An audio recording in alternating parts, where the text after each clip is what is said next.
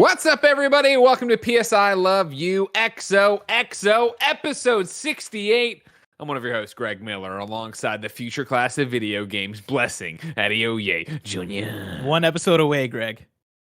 Well, here's the you know what? Yes, we are one episode away, and I feel like, Blessing, you're on the Games Cast with me. We need to let Tim come in to introduce that episode just to let him have it, because he screwed up episode 69 of the Games Cast. You get one shot, you screw it up, you're done. You get no second chances. Now we own it. We own 69. How do you want to celebrate 69, or do you want to discuss There's only one way. Oh, God! Okay, thanks, gotta go. All right, see you. God! And you know what it means. Joining us for a trio to start off your PSI Love You XOXO. He's the one, the only, the blind gamer, Steve Saylor. Hey, thanks for having me on. Woo. Oh my God, thanks for rolling through today. I'm excited to have you here for a full-blown show where you're not just calling in the last second. Instead, you're on camera at the last second. I love it. Yeah, I love it when I get a text from you and I'm like, I'm at the train station right now, Greg. But I could be there in an hour. Give me a sec. That's the thing, So Steve's on here. We're going to talk about Returnal and difficulty and how that leads to accessibility. That's the topic of the show in a bit. And if you missed it on, I think, Games Daily the last time you called in, we talked about this, that, at the beginning of the year, I guess it's April now, right? Nah, it's May now. Good Lord. You hit us up and you're like, hey, you guys are great about talking about accessibility. You always address it head on, but you rarely ever have an accessibility expert on to talk about it. It's usually, from your stance, and you hope this, that, and the other. And it's good that you talk about it, but you never hit us up. And I'm always like, well, it's always last second. I feel like it's always breaking news. It's always a lot. The way Kind of Funny works is that we figure out what we want to do on the show about 4 seconds before the show goes live. And you were amazing. You were just like, I don't care. Call me, text me. I'll see if I can do it. And today we did, and here you are.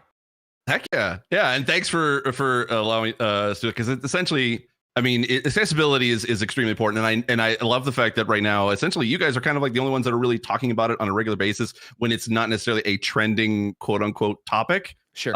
And essentially, I love it that you talk about it, but also it's like I understand the hard part of it is, okay, accessibility is great, but what else can you basically say? So that's why a good example, I think, would have been like the Ratchet & Clank stream that we did last week, where it was the state of play, and for a second, they touched on the menus for Ratchet & Clank, what accessibility looks like a little bit, and I think all of us were like, "Yeah, awesome," but none of us could have broken down like, "Hey, this is why this is awesome." Hey, right? I spoke up right away, and I was like, "This is going to be great for trophies. All right, it's going to be great for collectibles and trophy hunting." You know what I mean? That is also true. It looks like they're emulating the high contrast mode from Last of Us, and exactly. Yeah, but I mean, that's I think while that is completely a joke, what I'm saying there, it also has that truth about why we want you on for these kind of conversations, of course, is because everybody uses games in a different way and plays games in a different way. And so we can sit there and be like, that's great. We think that's really cool. But in a very specific conversation, because in general, I want to talk, Returnal's talking about, like, is it too difficult, period? And then also, what does that mean for accessibility? What does that mean for save states? What does that mean for a bunch of different stuff? But we'll get there. Instead, Steve, what I want to start off is let everybody know you have a campaign right now, stevesaylor.net/webbies. What is happening? So, I apologize. I'm going to bring in some Xbox talk into this. Barrett, throw him out of the call. It was a mistake. I'm sorry. I didn't know what I was doing. This was a secret plot from Mike. Anyway, but essentially, last year, I was invited to be a part of Xbox's ad campaign for the launch of the Series X, and they called it Power Your Dreams, where essentially a prominent university was doing a sleep study where they would analyze people's dreams, but they were able to, like, set up a sort of know when people are going to slip into a dream, and they're able to ask questions about what they're thinking about, what they're dreaming about. And Xbox was like, okay, well, let's see if we can be able to turn those dreams into actual reality. So they asked me and a few other Xbox gamers to basically get to, like, experience this kind of dream study and get to, like, dream about a specific game. And they had me dream about Destiny, which is one of my favorite games. And so that was really cool to be able to experience. And then they literally turned that into a 3D spatial audio story that you can actually be able to listen to with any regular headphones. And it feels like you're in a very, like, 3D space. And they did that for myself. They also turned in, like, created a short film directed by Taika Waititi. Basically, if you saw the Incredible. Master Chief Cat or Meowster Chief, that DJing, that's from that short, from that dream. There was also a custom pair of Nikes that was created for Odell Beckham Jr. And yeah, they had B of all people. And so essentially, I didn't know this, but they submitted that to that campaign to basically be nominated for a Webby Award, and they had my specific dream as kind of the one to be able to submit. So That's awesome. I'm currently up for the social/experimentation and innovation category. Yeah, and it's we have like basically I think like 2 or 3 days left to vote, and we're currently in second place right now. Come on, so, kind of funny best friend. SteveSaylor.net/Webbies. Get over there, get registered. It takes 2 seconds and you can vote. It's fantastic. We wish you the best, Steve. Thanks. Yeah. That'd be now, really as cool. I say, we wish you the best. We are about to possibly become worst enemies, because before we even start the show, last week, X Circle Square Triangle wrote in and said, please rank the best symbols in order of your favorites on the PlayStation console, the sacred symbols, the 4 face buttons. I, of course, was correct and said number 1 is X, number 2 circle, number 3 triangle, number 4 square. You're a monster. Blessing was wrong and said number 1 X, number 2 square, number 3 triangle, number 4 circle. An absolute king among us. That sounds about right. Yeah. It's funny, Barrett was on Blessing's sides, of course. I understand these young bucks, next gen podcast, they got to stick together. But it was Stephen James Oslin who wrote into patreon.com/kindoffunny games and said, having been on the wrong side of one of Greg Miller's hard truths before, I understand the denial you go through when confronted with reality. So I am sympathetic to Blessing and Barrett here as they come to terms with the fact that square is a garbage ass button that pales in comparison to the rest. It's X circle, triangle, square, #hard truths. I hate to admit that it's he's almost right. it's almost as if Greg picks the write-ins for the show. Yeah. You know, Yeah. it's almost as if he's the one who picks this write-in to read at the start. Bias commentary. Steve, you've come here. You've come here. You're here to talk about Returnal, but I will ask you now. Please rank the PlayStation face buttons from best to worst. Okay. I thought long and hard about this one. Sure. Number 1, definitely X for sure. Yes. Congratulations. Number 2, square. God damn it. Facts. Number 3, Steve, number like, 3 Steve, circle. That's what Blessing blurts out. Number 3 circle. Number 4 triangle. No, I gotta understand your reasoning, because square is the easy number 2. I think that is the natural number 2 that anybody with a big old brain would pick as their number 2. But Steve, I gotta understand, like, what for you? Why does square come second? So generally, squares usually reload in a lot of games. But for me personally, I'm sorry, Greg, but essentially, in order to be able to enable the zoom feature on the PS5 and the PS4, you have to push the PlayStation and the square button. So I use that button a lot to be able to turn on that feature. So it's an accessibility reason why I'm putting square. Otherwise, circle totally would be the number 2. Shout out to Blessing, all about action. Shout out to Blessing, who was playing through a Returnal run up until we hit start. So I saw the face, and then I saw him immediately try square and the PlayStation button. Then I realized I have a PS5, and so that wasn't going to work anyway. No, it does actually. They just in the recent update, they added in zoom feature. Where essentially, if you go into the accessibility settings, you can be able to enable it, and essentially you can zoom in up to like 300 times, and you can still be able to use the PlayStation like within the game itself, but it's generally best for when you're like looking into menus and like in an RPG, because if you're like in a combat situation, you're locked at that magnification and in that spot on the screen. So anything that happens outside of it, unfortunately, will not be seen. So it's generally for to be able to like read stuff or to be able to navigate the PlayStation home screen. But essentially, that's how you can do it to enable it. That's awesome. Yep. And also, your thumb just naturally goes to the square button when you're holding the controller, Greg. Christian R writes into patreon.com/kindoffunnygames with their breakdown. They say best circle will always reliably get you out of trouble, whether it is to dodge out of the way of an enemy attack or exit out of the annoying menu that X or triangle and sometimes square got you into in the first place.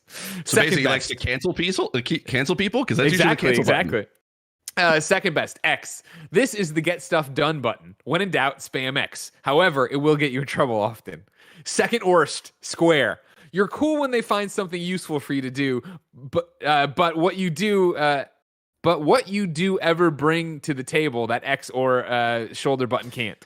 And then worst triangle. Furthest away from X, and I have to stop the spamming to go to you. Completely ruins my immersion. It's literally like you do have to like make an effort to press triangle. It's true. Yeah, but like square, it's like there's a reason that it's like commonly used as like the light attack or action button. It's because your thumb is naturally going to go there. Right there. Peyton Stone writes into patreon.com/kindoffunnygames and says X because it will give it to you. Circle, because it's the circle of life. Triangle, we are all trying to reach the top of the pyramid. Square, ain't no squares in my circle. All right, these kids are just trying to be different. Again, They're just trying Greg to be picked different. Greg picked all of these. I picked the funny ones and the good things. There's people who wrote entire essays about this. Blessing, you're welcome to go do it. You know what I mean? Maybe if you did some work for this show, if you weren't out winning awards, doing blessing shows all the time, you know what I mean? Hosting games. Square, daily. You can slash shit with Square in the hack and slash Joshua games. You can punch Skeeters. shit with Square in Batman. Joshua Skeeters is on your side. Square, X, triangle, circle. Square is the very dependable button. You're mashing that button more than X in games sometimes. Yep. What a statement. It's always the action button. X is just the one to get you through the UI, as well as the classic jump and select button. Triangle is always a wild card, but a joy to use. Circle is just basic circle. Always back and dash, and games not much else typically. That's the thing, is circle is usually always the basic option. Like, what is the exciting thing you're doing? Yeah, in it's circle? basic because like, it's backing out. needed. All right. This is being like, oh man, I don't like ketchup and mustard. They're used too much. You know what I mean? No, they're reliable. They're there for you. They're doing things. It's reliable. Get your but habanero pesto out of here. Nobody wants it. It's usually the same thing, whereas the other ones have more variety because they can expand whatever they want to do because they're the more accessible buttons. I said this last week. Triangle is like a box of chocolates. You never know what you're gonna get. Exactly. You know, when you press triangle, it can mean anything in any game. See that you say that Steve is right there with you. Steve says X, not Steve Saylor. Steve on patreon.com/kindoffunnygames says X, then square and circle are tied. Then finally triangle. Triangle is the quote do random stuff button, while the others do real work. I agree. It could be a that makes it attack. exciting. For Persona, bring up your menu. Sure. I don't know. But I like to think of triangle button. as like your kitchen junk drawer. There's just all sorts of random ass shit in there. You got you got rubber bands, you got a couple paper clips, there's a pair of scissors. It just doesn't make sense what's happening in there. I'd be really curious if anyone ever puts like triangle as number one, because if they are, then that means that like that person's working for the Illuminati. From the ones I pared down to the list here, because of course so many of you wrote in at patreon.com/kindoffunnygames. Thank you as always. Ronnie, Thom, and Jordan all have triangle. The dead last one on these last ones here. But I do like this one here from Ronnie. Number one, X. I'm so enamored that back in the PS1 era, my only gripe with Squaresoft's fantastic JRPGs is they were mapped to circle as the primary. Number two, though, I like this one. I think Barrett will too. Square. This is how you punch in Batman. Enough said. Exactly. Number three, circle. Japan eventually changed that to the primary, changed the primary button to X. So this is like Bone Storm, the video game, after Milhouse discovers the cup and ball. Not as cool anymore. And then finally, triangle. Something has to be last, and this button doesn't hold any lore or affinity in my heart like the rest. Again, harsh but fair. Like my thing is, I disagree with triangle last, but I understand how you get there. Sure, I understand it. Square, I don't understand how you put that anywhere near last. That is top two easily. It's a forgotten button. You don't use that much. I don't care how close my it is. God, you use that much. You use Square arguably in some games way more than X. Inarguable. Oh, sorry. God. You're getting me to a the system. headache. If you didn't know, ladies and gentlemen, this is PS I Love You XOXO each and every week. Blessing, Barrett, and sometimes Steve show up to nerd out about all things PlayStation. If you like that and you want to be a nerd with us, you can go to patreon.com/kindoffunnygames, where of course you can write in to be part of the show. You can get the show ad-free, and you can watch live as we record it, just like Omega Buster is, Joshy G is, and Madeline Stanley are. If you want to be like them, like I said, patreon.com/kindoffunnygames. However, if you have no bucks to toss our way, it's no big deal. You can get each and every episode of PS I Love You XOXO Tuesday morning, 6 a.m. Pacific time, youtube.com/kindoffunnygames, roosterteeth.com, and podcast services around the globe each and every week. No matter where you get the show, thank you for your support. Please consider like, subscribe, share, ring the bell, leave a comment, tell your friends, leave a review, all the stuff that helps it get to other people's hands. We've had some banger episodes. Kind of Funny's on fire right now, Blessing. It is. I was talking to Tim on KFGD about this. Yeah, in a good way. Not like a garbage truck on fire we are all the time. I also mean we've been doing a lot of good stuff lately. But going through the YouTube channel for Kind of Funny Games, and I'm sure Kind of Funny Prime is like this too, but I only check Kind of Funny Games. It's awesome, like looking back at like the last week of content and seeing the like Returnal first impressions, the Apex first impressions, the KFGDs, the like all the content that we're usually putting out, but also like us firing on all cylinders and it being just, I think it kind of reflects the fact that right now is a very exciting time to be talking about video games, as opposed to earlier in the year where there was kind of that drought, and it's like, cool, we're heating up. We're heating up. We're heating up. Like we had kind of page because we kind of had to find shit to talk about, like in the early months of the year. But now it feels like shit is happening and it's making for really exciting content. We're not pulling any punches. We're mashing that square button. They're mashing the square button.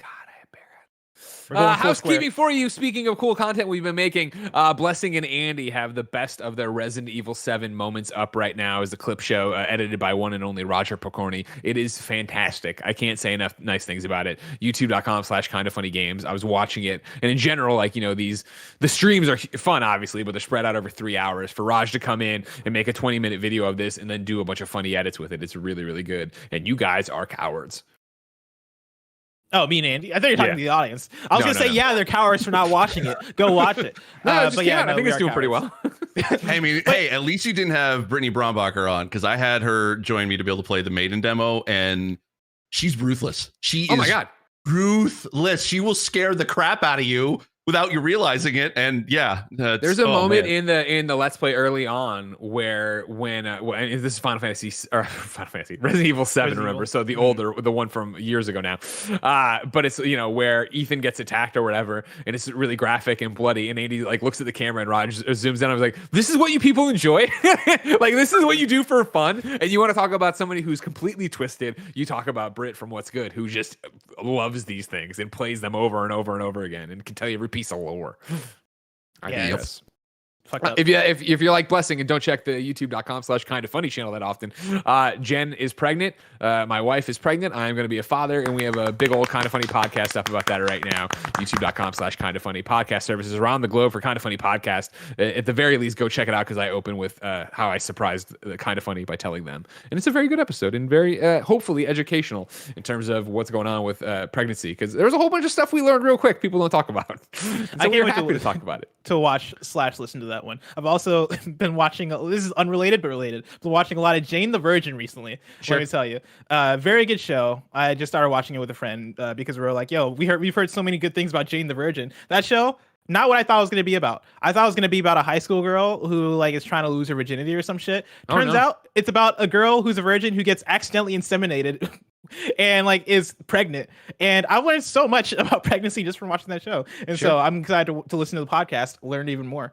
You say I actually caught it this morning, and it was very good. You made me cry right at the very beginning, but yeah, you got me. I love you, Stevie. I'm sorry. I didn't mean to do that to you, but you know how much it meant to obviously be able to share that moment with everybody. No, it was happy tears. It was happy tears. Now, real quick, who's talking about Jane the Virgin? Has that show been off the air for years? Probably. Yeah. I'm watching season 1 right now. Okay. It was the most random of decisions. I think that show was winning awards every year, though. Dude, but it fantastic. Wasn't a long time ago. I feel. It ended in 2019. It ended 2 years ago. It started in 2014. Yeah, I'm 18 episodes in now. This shit is this show is fantastic. But it was that thing of I was hanging out with my friend Yami, and we're trying to find a show to watch, and Jane the Virgin just came up, and I was like, yeah, what the fuck is Jane the Virgin about? And she described it. And immediately I was like, we're watching that show. That sounds like an amazing premise. We got to figure out what this is about. And now that we're 18 episodes in, we're like, this is a great decision. This show is amazing. Everybody go watch Jane the Virgin. Immediately, 2 years after it ended, multiple season run. I was like, we got to watch season 1. Gina Rodriguez is also really good. Hey, that's not a bad way to watch a show. We just finished Shadow and Bone over the weekend, and I wish that we had discovered that show after it was over, because I need more of it. So the wait now? Yeah. Same thing with Mayor of Easttown. I'm enjoying that. But this isn't a TV show. Be like the PSILOVEPHOTOMODE XOXO Patreon producers: Omega Buster, Tyler Ross, Delaney Twinning, Julian the Gluten-Free Gamer, James Hastings, Casey Andrew Elliott, and Tom Bach. Today we're brought to you by Gabby and Canva. But for now, let's start with topic of the show. Great job, Steve. See, that's how you know Steve's a true kind of funny best friend. He's just there. He's ready. Bam. Mm-hmm. Of course, as we already talked about, is Returnal too hard? Is that okay? We're going to start at IGN, where Rebecca Valentine, and it still seems so crazy to say Rebecca Valentine, IGN. And I love writing the little abbreviation Reb at IGN, because it's 3 letters each time. Congratulations, Rebecca Valentine. We are very happy you work at IGN. I think you could find a better partner to date, but we're not about that right now. God damn. Wow. She dates Great show with violence today. Housemarque's ambitious PS5 exclusive roguelike shooter Returnal is out today. And while it has received plenty of praise, including from us, IGN of course, for its haunting atmosphere, clever story, and shooter action, it's also sparking discussion about its considerable difficulty. And now, the game's director has weighed in too. On Next Gen Console Watch, which is IGN's great show that Damon does about what's going on with next gens and stuff like that, game director Harry Kruger and marketing and business development director Michael Haveri, of course, friend of the show, both affirmed that Returnal's challenge stems from Housemarque's arcade roots. Housemarque has historically incorporated arcade systems and styles in its games since its origins in the 90s. And while it declared years ago after Nex Machina that arcade is dead, Housemarque clearly isn't abandoning that spirit in its newer titles. Quote, "We started development 4 years ago, and I don't think the vision has changed that much. Housemarque games are known for their, let's say, challenge. There's usually a difficulty to them," Mikhail said. Nex Machina, for example, you can go through the game on easy, and you'll never get to the last level. And then there's other unlockables and so on. So there's an easy to learn but hard to master mentality at work there. Kruger agreed. "Without a challenge, we don't feel like you can have that strong sense of accomplishment, you know? The closer to the verge of frustration you get, the bigger the feeling of triumph when you do eventually prevail." He added that while Returnal does have more traditional difficulty options, Housemarque wanted players to feel that every new run was completely unique.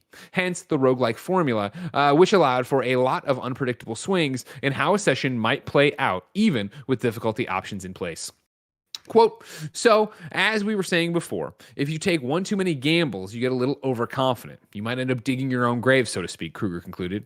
"But if you play a little bit more conservatively, try to play it safe, you can kind of tune the difficulty of that particular session to your desired skill level. So we're hoping that can act as a pressure valve for the times that you hit an impassable obstacle. Next time you try them, there will always be something a little different. Something gives you a little bit more of an edge so you can overcome that next time." Blessing, we spent all last episode pretty much talking about Returnal, how great it was. You, of course, had beaten it. Me and Paris were here singing its praises even though we hadn't rolled credits. Have you still been playing it since then, Bless? Every now and then I've been trying to go back to it because there's stuff to do after you actually beat the game, and I've been trying to complete that stuff. And I've been thinking about platinuming it, even though the more I play it, the more I'm like, I don't know if I'm going to platinum this, because there's an element... There's an element of randomization in the path to platinuming it, because it is a roguelite and the rooms randomized, and you're essentially on the platinum run, you're essentially trying to explore every room and like find the hidden shit that's spread throughout the maps of Returnal. That's kind of making me go, this is way more difficult than I thought it was going to be. But I'm still playing it. We'll see if I get there. But I've been revisiting it a little bit. I've been playing another game at the same time, and so I've not had as much time as I'd like with Returnal, but I've still been having fun with it. Steve, you've come here, of course, over on your YouTube channel. You've put up the accessibility review. Mm-hmm. Talk to me about Returnal. What do you think of Returnal? So, Returnal, I have like a love-hate relationship with it. Don't we all? Yeah. Essentially, it is difficult and it is really hard. To kind of put in perspective, for my playthrough, I put in over 8 hours, and I died probably about like 25 plus times. Mm-hmm. And I have never been able to get past the first biome. I made it to the boss there once, and I've never been able to get back to it again. Essentially, there are some accessibility options that are there that are actually pretty decent. There is obviously a wide variety of subtitles. You can be able to increase the reticle size, and you can be able to remap the controls. And then if you are not able to use the adaptive triggers, you can actually be able to go to a more standard control scheme. But then you can also remap it even further if you wanted to customize it. And so there are definitely some things that are there that do help. But I think the problem with that is that preset difficulty. Now, I'm not one to basically, I know that there's been an argument about, well, these games should have an easy mode. I'm not going to basically say that, because that's kind of been the talk about it. But I go a step further. I don't think that easy mode would have fixed this, because essentially easy mode is part of an accessibility option It's not the thing to be able to fix it. I kind of use or think about like Demon Souls in a way, because I reviewed that as well. And the problem with adding like an easy mode into those kind of games is that essentially it would be like a crowbar into the gameplay itself. Essentially there is like a kind of a language that you have to learn in playing these games, that essentially you have to, like, as a player, you're supposed to learn how to be able to speak this language and become fluent in it, and that's how you're able to complete the game. The problem with that as a concept with having a preset difficulty is that there are disabled players that physically cannot comprehend that language and can't learn that language fluently because of some physical or mental barrier that prevents them from doing that. And that essentially is where we hit a ceiling when it comes to a preset difficulty. Sure. So but I also don't want like an easy, normal, and hard mode in it, because I think having a static difficulty kind of negates a kind of what the challenge that they're saying in this article. I would say I would love to be able to have like something like an adaptive or a dynamic difficulty, where it can be able to change as you go. Sure. I know EA was trying to be looking to patenting something like that, but I'd love to be able to kind of see that across the board, or having what was really great in games like Celeste, an assist mode, where you can customize how many, like what weapon level you can be able to start off at, or how many ethers you can be able to get, or the speed of the game, or how much damage you can be able to do with your gun, or against damage against you. Like, being able to customize that allows us to be able to customize our own difficulty that works best for us. Because having 90 plus minutes to be able to like complete one full run, if you're able to do that and you have the tenacity and the skill level to be able to do that, that's awesome. But for a disabled player, sometimes that time is doubled. Like, it takes us double the time to be able to complete a game. So I think like 2.5, 3 hours to be able to complete one run. And that can be very tiring. That can be very damaging to those with motor disability or fatigue like myself with my eyes. And I probably am at this point, I'm probably not going to be able to play this ever again unless they add in a future update, like an adaptive or an assist mode. And I think, help me out, or I guess answer this question. For me, and what I want to ask you is, how hard and how difficult is it, I guess, to make this case or have this conversation? Because I feel like when it first started, and it's very much what we're talking about, of like, you only know what you know. And so I remember when it was Demon Souls and when it was Dark Souls and when it was, there's not going to be a difficulty change in there, because these games are meant to be punishing. This is part of the game. This is part of the challenge. And so for me personally, and so many other people I know with, best intentions, but not thinking through it right, it was that idea of like, oh, okay, cool. That's what that game's meant to be. That's what that game is, and that's what the developer vision is, right? That's what the developer's vision is for it. So even though I don't want to play that, or it doesn't seem like something I'd be into, God bless you, go have your fun and do whatever you want to be, right? I feel like that conversation originating outside of the accessibility conversation set back the accessibility conversation. Because I feel like people like myself, I always talk about using Kind of Funny in all our shows as, my own personal learnings. Like, that's where my head was at, of like, oh, well, cool, that's the developer's vision, so they should be totally allowed to do that. Not like there's like video game cops or something like that. But like, that's what they want to do, and that's how they want to do it. Of course. Never thinking the fact that I'm taking that privileged position, right? Of like, okay, cool, that's not the experience I want to have, so I'm not going to play those games. When the people I feel like in the accessibility community who are that game is now inaccessible to are having that thing of like, no, I would love to play that experience. I just can't. I physically can't. So why not give me those options? So is that too broad a stroke, or is that accurate, do you think, how it was or has? No, definitely. I mean, this is something that we in the accessibility community have been talking about for a couple of years now. Pretty much, I think that really kind of stemmed from when Sekiro came out, and there was the controversy of like adding an easy mode into Sekiro.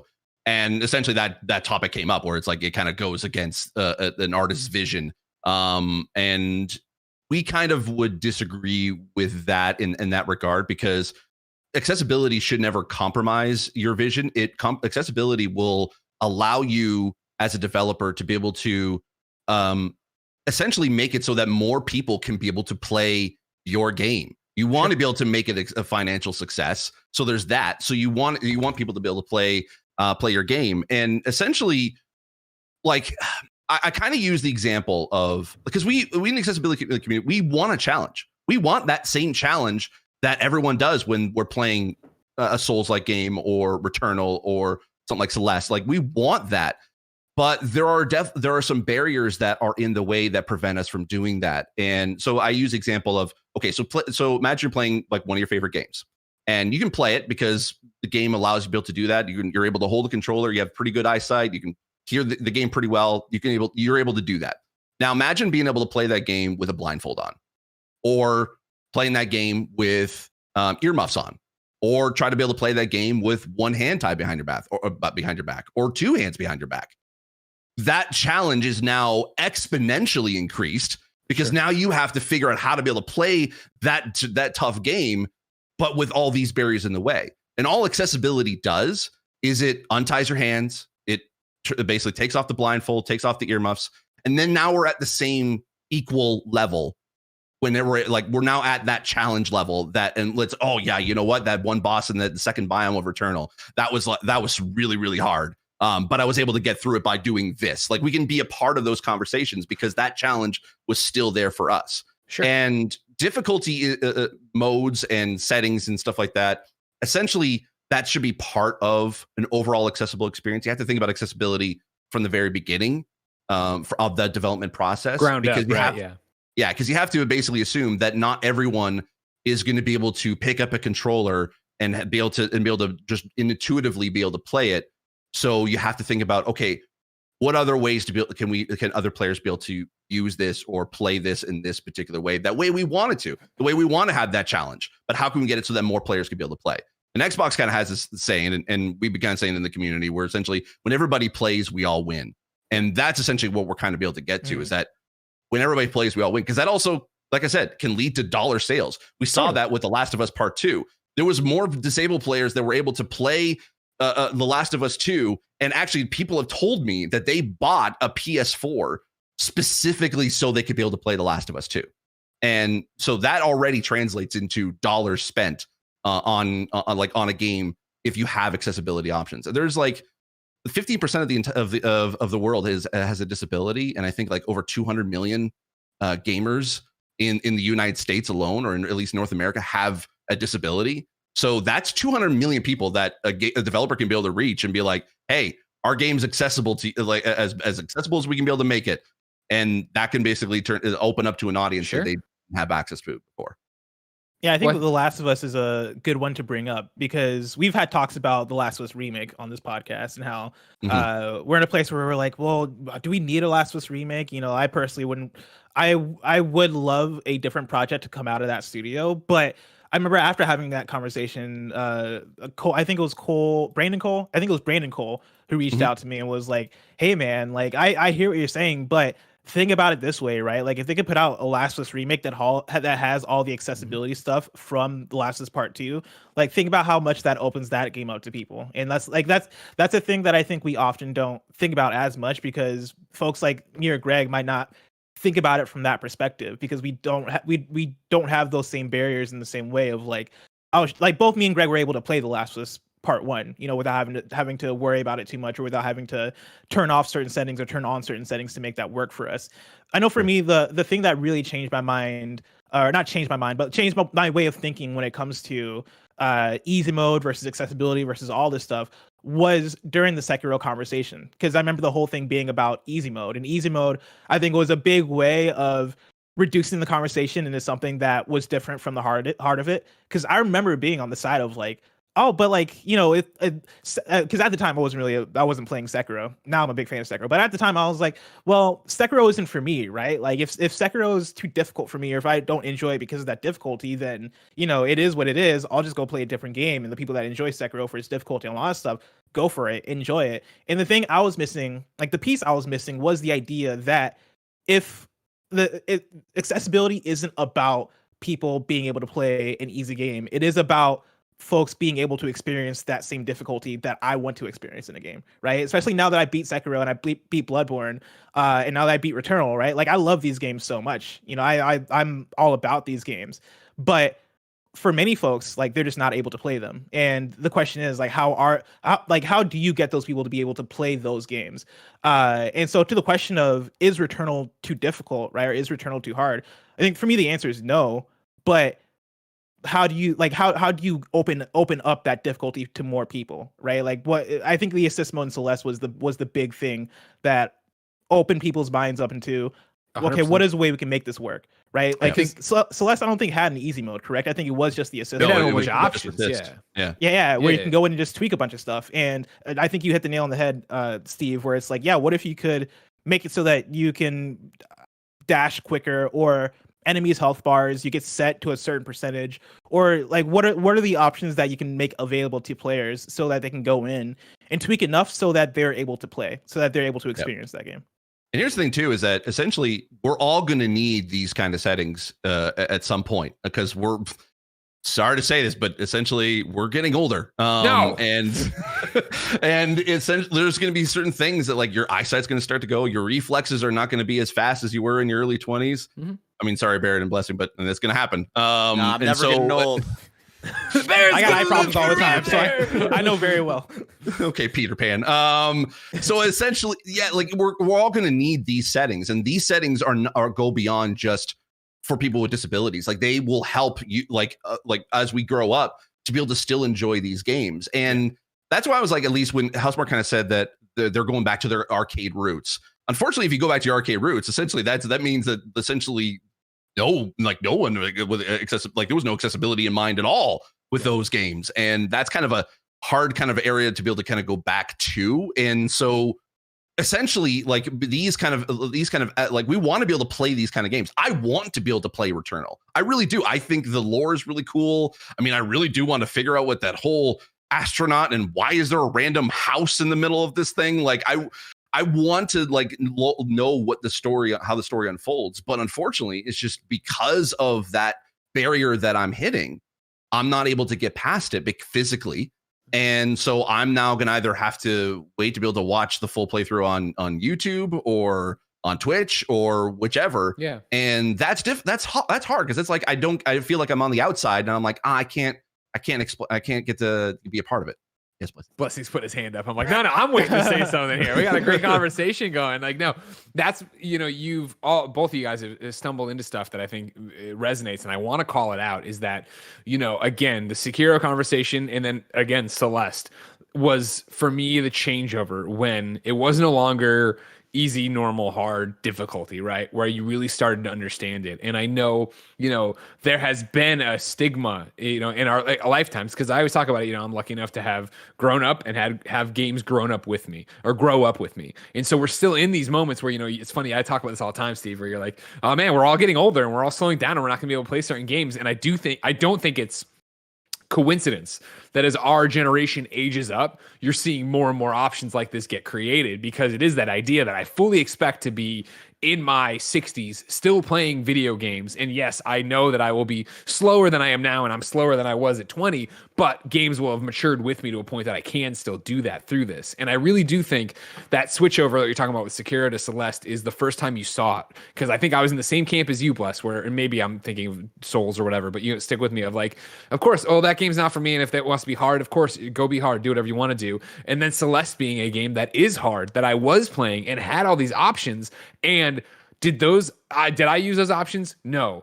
Am I glad those options are there for other people to play them? Of course. And it was that idea of like, okay, cool. Here is this toolbox, this suite to allow as many people to enjoy this game however they want to. And at no point does the fact that, I never finished Celeste, I've got to a room that's too difficult and put it down and never picked it back up. Do I hear somebody say, oh, I beat Celeste on God mode? So I'm like, you're not a real gamer. And they're like, you didn't even see the credits, so you're not a real gamer. And I'm like, none of that shit matters. That's all shit in our head that we're hung up on, in the same way, like, our friends at What's Good, right? Talk about baby ass baby mode, right? Because I'm sure for years they had to eat shit when they said they wanted to play on the easy difficulty or something like that. And it's all that's falling away, and it's making for these necessary conversations to make people put it into a different perspective. Because another one for me that I always go back to, and this is something from working with able gamers that I years ago now, but was a light bulb moment for me. If I remember being in college definitively, and being in a GameStop,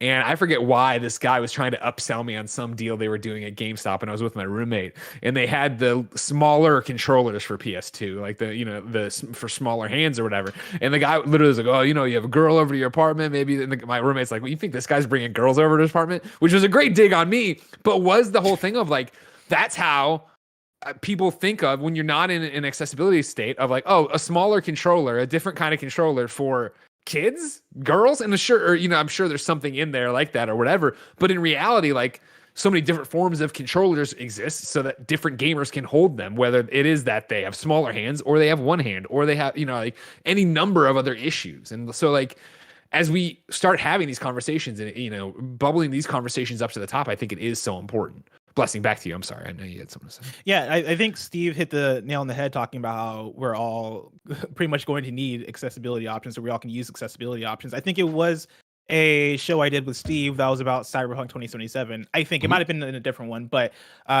Steve, I think it was you that had mentioned that like subtitles is an accessibility option, and so many people use subtitles. I use subtitles for pretty much most, if not every, video game I play, just because it's an easier way for me to take in information, right? Being able to have that double reinforcement of being able to read and also hear, because I lose attention all the time with this shit. But like, think about how many people use that, right? Think about like I think a way to kind of internalize this is to understand the idea that accessibility is for everybody, and it is about options. It is about creating as many ways for people to play as possible, because people come in all shapes and sizes, right? We're like, all of us here are different. Like, there are so many different types of people that play video games, and so how do you widen your base as much as possible, right? And like Steve, you mentioned being able to, like, at the very least, right, you're able to sell games to more people that way. But I think at the very most, you invite a bigger group of people to be able to at least experience it or try that thing out. Like, Steve, I think I've seen you also talk about like Xbox Game Pass, and I know this is a PlayStation podcast, but I'll talk about it anyway, right? Talk about how Xbox Game Pass is a great way for people to try out games, you know, in order to understand if they're able to play that game. That is a form of accessibility. Like, accessibility comes in so many different forms. And to the Returnal conversation, there's been a big conversation that's broken out over the last week about save states. That's been a big thing, because in Returnal, you're not able to save mid-run. Like, there are certain things that'll say, like, if you collect ether or collect a permanent item or whatever, like, that stuff will save, but you can't checkpoint your run. And so if you get to the second biome after an hour and a half and you want to turn off your console, or your console crashes, or you want to go away, you will have to start from the beginning. And I know for my playthrough, that was a problem every now and then, because my game crashed in my 30 hours. My game crashed on me twice, which is very normal for any game, but became a bigger deal in Returnal because in those runs, I was like past an hour and a half in, and I was making really good progress, and so that sucked. There was another time, many people have written in on patreon.com/kindoffunnygames with their reviews of them, and most are really positive, but just about any negative they do, the ones that do call out negatives, are the fact that it crashed on them. Yep, exactly. And I've seen there are other reviewers who I saw out there that are like, yeah, my game crashed on me twice. And again, for any game, two crashes over 30 hours, not bad. But when you lose 3 hours of progress, then it becomes a fuck. Well, how much time did I waste? Could I beat this game in 15 hours? Like, but instead I'm here at hour 25 trying to recapture the magic of that run that I lost.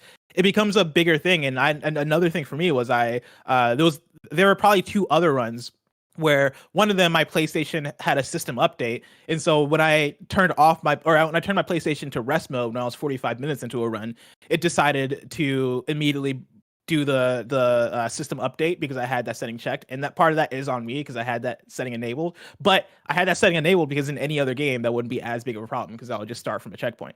And this has been an ongoing conversation that you're talking about. And Housemark did put out a quote tweeting via a Reddit thread about this very thing, saying, "We hear the community and we love you all. Nothing to announce now, but keep playing and enjoying the challenge as you can."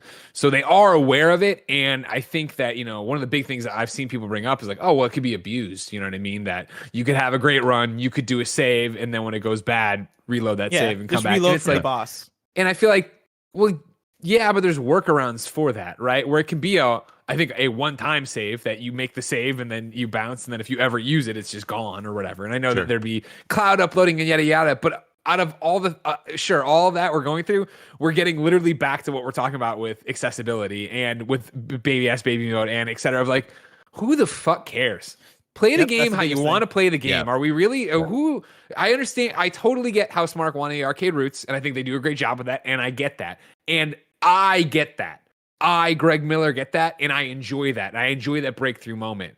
Does it affect me if someone in Tucson, Arizona does not enjoy that, but really wants to play this as a third-person shooter and wants to have one save, which I really doubt they would, that they try to go? No, like, we're talking about a very specific weird case, I think. Yeah, and like Bloodborne has that too. Like Bloodborne, you can save before a boss, upload that save to the cloud, and reload that save. If Bloodborne can allow you to save scum, Returnal is going to be fine with it. You know, like there might be online leaderboard stuff, which seems to be more so for the dailies. I don't think they have that for just regular runs of Returnal. But even if that's the case, like you can make it so that, hey, if you save your game, your online leaderboard for that run is off. You know, like I think that's the way to do it if you really want to preserve the integrity of that. There are ways around that. Like I think you make a really good point, Greg, of like, if somebody in Tucson, Arizona, who I have no idea who that person is, if they're doing it, it does not affect me at all. And you're both absolutely right. And essentially, yeah, being able to save a game is definitely can be included in sort of the accessibility conversation. But I mean, I'll even bring it closer to home to you, Greg, because you're going to experience this at a certain point. Imagine, okay, you're playing Returnal and you're about 2 hours in. And I've had 2 or 3 beers, and this fucking kid comes in. Yak. Look at this thing. Well, not even that. Okay, you're 2 hours in. Your baby's here, and you got to stop and basically go take care of your kid. And basically, are you not like? And then you're not able to go back into your game because like you had to take care of your kid. Same with even subtitles. Like, okay, you want Jed to be able to have a nap, but you'll take care of your boy. But it's like, I have to have him right beside me in order to be able to play a game. But you don't want to disturb him because he's about to fall asleep, and take a nap. So, okay, you turn on subtitles, you turn on all the the deaf and hard of hearing stuff, just so that you can be able to play the game, and it's not going to be able to disturb anybody that's trying to be able to sleep. Like, there's going to be those incidental accessibility things that are going to happen in your life that you may not even necessarily think about. That these options will help. Yeah, and I mean, even I think as simple as comfortability too. Toward my run, trying to get to the final boss, you know, like my runs could last anywhere from an hour and a half to up to like there was one run I had that lasted like I want to say 3.5 hours to maybe 4 hours, and that's an atypically long run for Returnal, but it was one of those situations where in Returnal your runs toward the final areas, or toward ladder areas I should say, get quicker and quicker because you're unlocking shortcuts and you're unlocking items. And so like in the first biome you can unlock a melee weapon that'll make it so that you can break certain walls, and that makes it so that you can get to certain places quicker, and then also you won't have to fight the first boss. But in one of my runs, I'll say midway through my experience with the game, I was having a great time. I was killing it. I was very powered up, and I got through the second biomes boss, and then like I pretty much blazed through the third biome with no issue. But that made it so that my run was longer because I wasn't using the shortcuts, and I was having just an elongated run for that reason. I was probably 3 to 3.5 hours in, and I was terrified of my game crashing. Like that was a feeling that persisted throughout the rest of that run, because I was like, what if it crashes here? What if I have to start from the top? I put in so much work and I'm doing so well. And the just the existence of a save feature would do so much for comfortability, right? Knowing that I'm good. I think that kind of falls into the conversation, along with so many other things that make games either easier for us to experience, better for us to experience, or more comfortable for us to experience. Well, that's the whole thing. Blessing, Tim said it, so I'll dust off and say it. But like, what is Next Generation all about? Comfort? I forget. Convenience. I was like, fuck, what was the thing? Thank you, Barrett. I knew you would have. And like, that's what we're talking about here, right? The one and only My Italian Meatball, Brian Altano from IGN.com, tweeted over the weekend, I am very excited for Returnal, but reading that the average run can last 90 plus minutes and there is no way to save midway, aside from rest mode, makes me really wish PS5 had Xbox's quick resume feature. Yep. I'll work around it, of course, since the game looks awesome, but still. And it's like, exactly. Like the fact that that's not even there in this way, like it's... none of the like, and I shouldn't speak out of turn. The question has been asked: is Returnal too difficult? Steve Saylor, the blind gamer, is Returnal too difficult? It's difficult if you're are not able to progress. I would say for me personally, yes. But for anybody, like it's just when you're kind of in that accessibility spectrum, it could definitely be difficult depending on where you're coming from. But for me personally, I will say yes, the Returnal is too difficult. I feel like the conversation we're continuing to have it isn't even about the difficulty of the game. It's about the lack of options. It's about the lack of convenience. That's please correct me, Steve, if I'm wrong. I feel like that is what's too difficult. It's the fact that it doesn't feel like it has all the modern conveniences of a game, all the modern options of a 2021 game. And that sucks. I don't think it's enough that like I feel like when you have a tone deaf developer come out and be like, fuck you, we're not putting an easy mode in, right? Like Housemark's comments here, I didn't get that from it. I get where they're coming from, this arcade thing, yada yada yada, but I still feel like it's that a game lost in that mid section of what we're talking about, where between the Sekiro and between the Celeste, where you're not fully grasping what people are talking about, and again the quality of life to it. And you can sit there and be like, well, yeah, but like we want it to be an arcade thing, and like I get that, but I have to imagine there's a way to be able to save so that yes, if your thing crashes, you don't lose it all, and that also you can't game the system. Again, though, if you want to game the system, okay, who cares? This is what cheat codes were all about back in the day. Like, there's so many things. A good thing to point out too is like not everybody, to the accessibility side, right? Like not everybody can play a game for 2 hours straight. You know, like you know, there's the thing of people being busy and having babies and having kids and all this stuff. But I'm sure for people with disabilities or any sort of thing that they're dealing with, sitting down for 2 hours straight playing a video game might just not be in the cards for them, which means that they cannot beat Returnal, which sucks. And I would say too is that Returnal is more accessible than say like other games that have a preset difficulty. There are definitely some very good things in there that could potentially help other disabled players, and they might be able to find like, you know what, this game wasn't really that hard, but it like had this option that I could be able to like do it. Whereas like say like another game that has a preset difficulty didn't have that option and they couldn't be able to play that. So it had like I wouldn't knock it 100% because it does have like it has more accessibility options than other games. But it's just for myself and for even like Courtney Craven, Can I Play That? We both got a review copy of the game and we both couldn't be able to play it. And Courtney's deaf and hard of hearing. So we both weren't able to do it from two completely different disabilities. So it's not to say that disabled people can't play this game, but you're definitely going to have a more difficult time just because there's not enough options there to be able to cover and make it more accessible as possible. Yeah, I think I from what I know of Housemark as developers and as people, right? We talk about friend of the show or whatever. I'm very fascinated to see how they're going to react to this, because I would imagine save state stuff is right. They've got to be working on that. They made that comment. They see the reaction to it, and again, I'm not getting the vibe, and I'm very much reading into these quotes in this tweet without having any conversation with them. I'm not getting the vibe of them hackles up like, no, fuck you, this is the vision of the game, as much as like, okay, cool, let's take that under consideration. Let's see what we can do with it. And I wouldn't be surprised if, as I assume this is a hit for PlayStation and it is selling really well on PlayStation 5. We'll have to wait and see for numbers. But as I would assume it is, I would think that as you get down the line at 6 months from now, a major patch that is offering abilities to slide wouldn't be out of the question. Will it actually happen? I don't know. But Christian R live in the chat here on patreon.com/kindoffunnygames writes, my brother won't touch it because he doesn't want to spend the money on a game that is probably too hard for him to complete with joy. An option for him to soften it would get Sony an extra $70. And like, there is that real conversation to it of not dumbing it down you should be money grubbing, but to dumb it down to get into more people's hands. And dumb it down is also a horrible way to put it, but you understand what I'm talking about. Yeah. You know what I mean? Give you the option to customize your experience, because like I saw, a friend of the show, Trevor Starkey, on Twitter this weekend be like, cool, I don't like Returnal. I'm glad that people like the challenge of it. I'm about to throw my controller through my very expensive TV. Like, this isn't, like, I don't want this kind of experience. And there's a lot of gamers out there that I'm sure see us talk about this. And I think, honestly, if I was on the outside and it was going to be that I was still working at a newspaper and it was my $70 to put down and I saw this conversation around it, I would be like, it's not a game for me.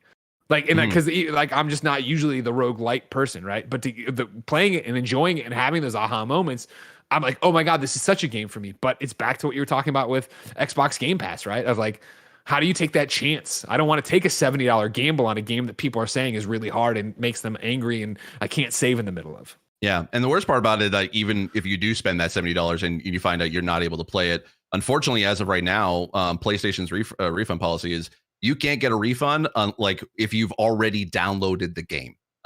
It's basically like it's just you're not non-existent. You can be able to appeal it, but it's on a case-by-case basis. And so that's why Game Pass like is great, or even PlayStation Now, if they're able to like kind of modernize it and kind of make it a good competitor for Game Pass, would be a good option, because then it allows us to be able to have like a whole bunch of different games that we could be able to play. And if one doesn't work for us and we can't play it, you can delete it, download another one, or stream another one, and you're good to go. And without any really a huge amount of money loss. And then that sort of that stress of trying to be able to play this really hard game can kind of go away. It's like, you know what? This is not for me. Delete it.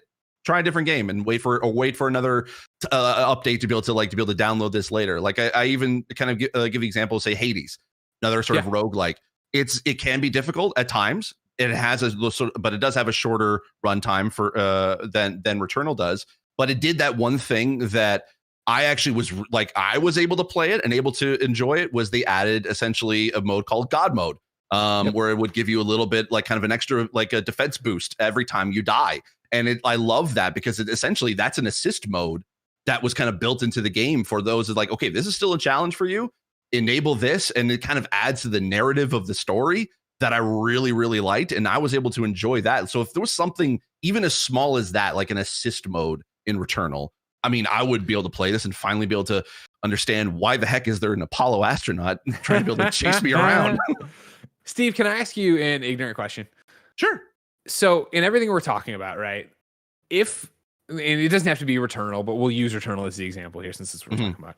If Returnal was to say, even from the start, we want more people to play this, so we're putting in all the assists from the jump, from launch, you can do all this stuff, but there is a trophy attached that is beat the game without doing, using any assists. So it'd be a pure playthrough. So basically, if you were somebody who needed the accessibility options to play it and beat it, you would never be able to get the platinum. Would that be an okay solution, or would that also be problematic? And I know I'm also asking you to speak for the entire accessibility community, which is never never possible, but in general, from your experience. No, I would say if you are someone that that does like to be able to hunt for trophies, yes, that definitely would be a problem. Because then they'll always have that one trophy that you're never able to get for the platinum.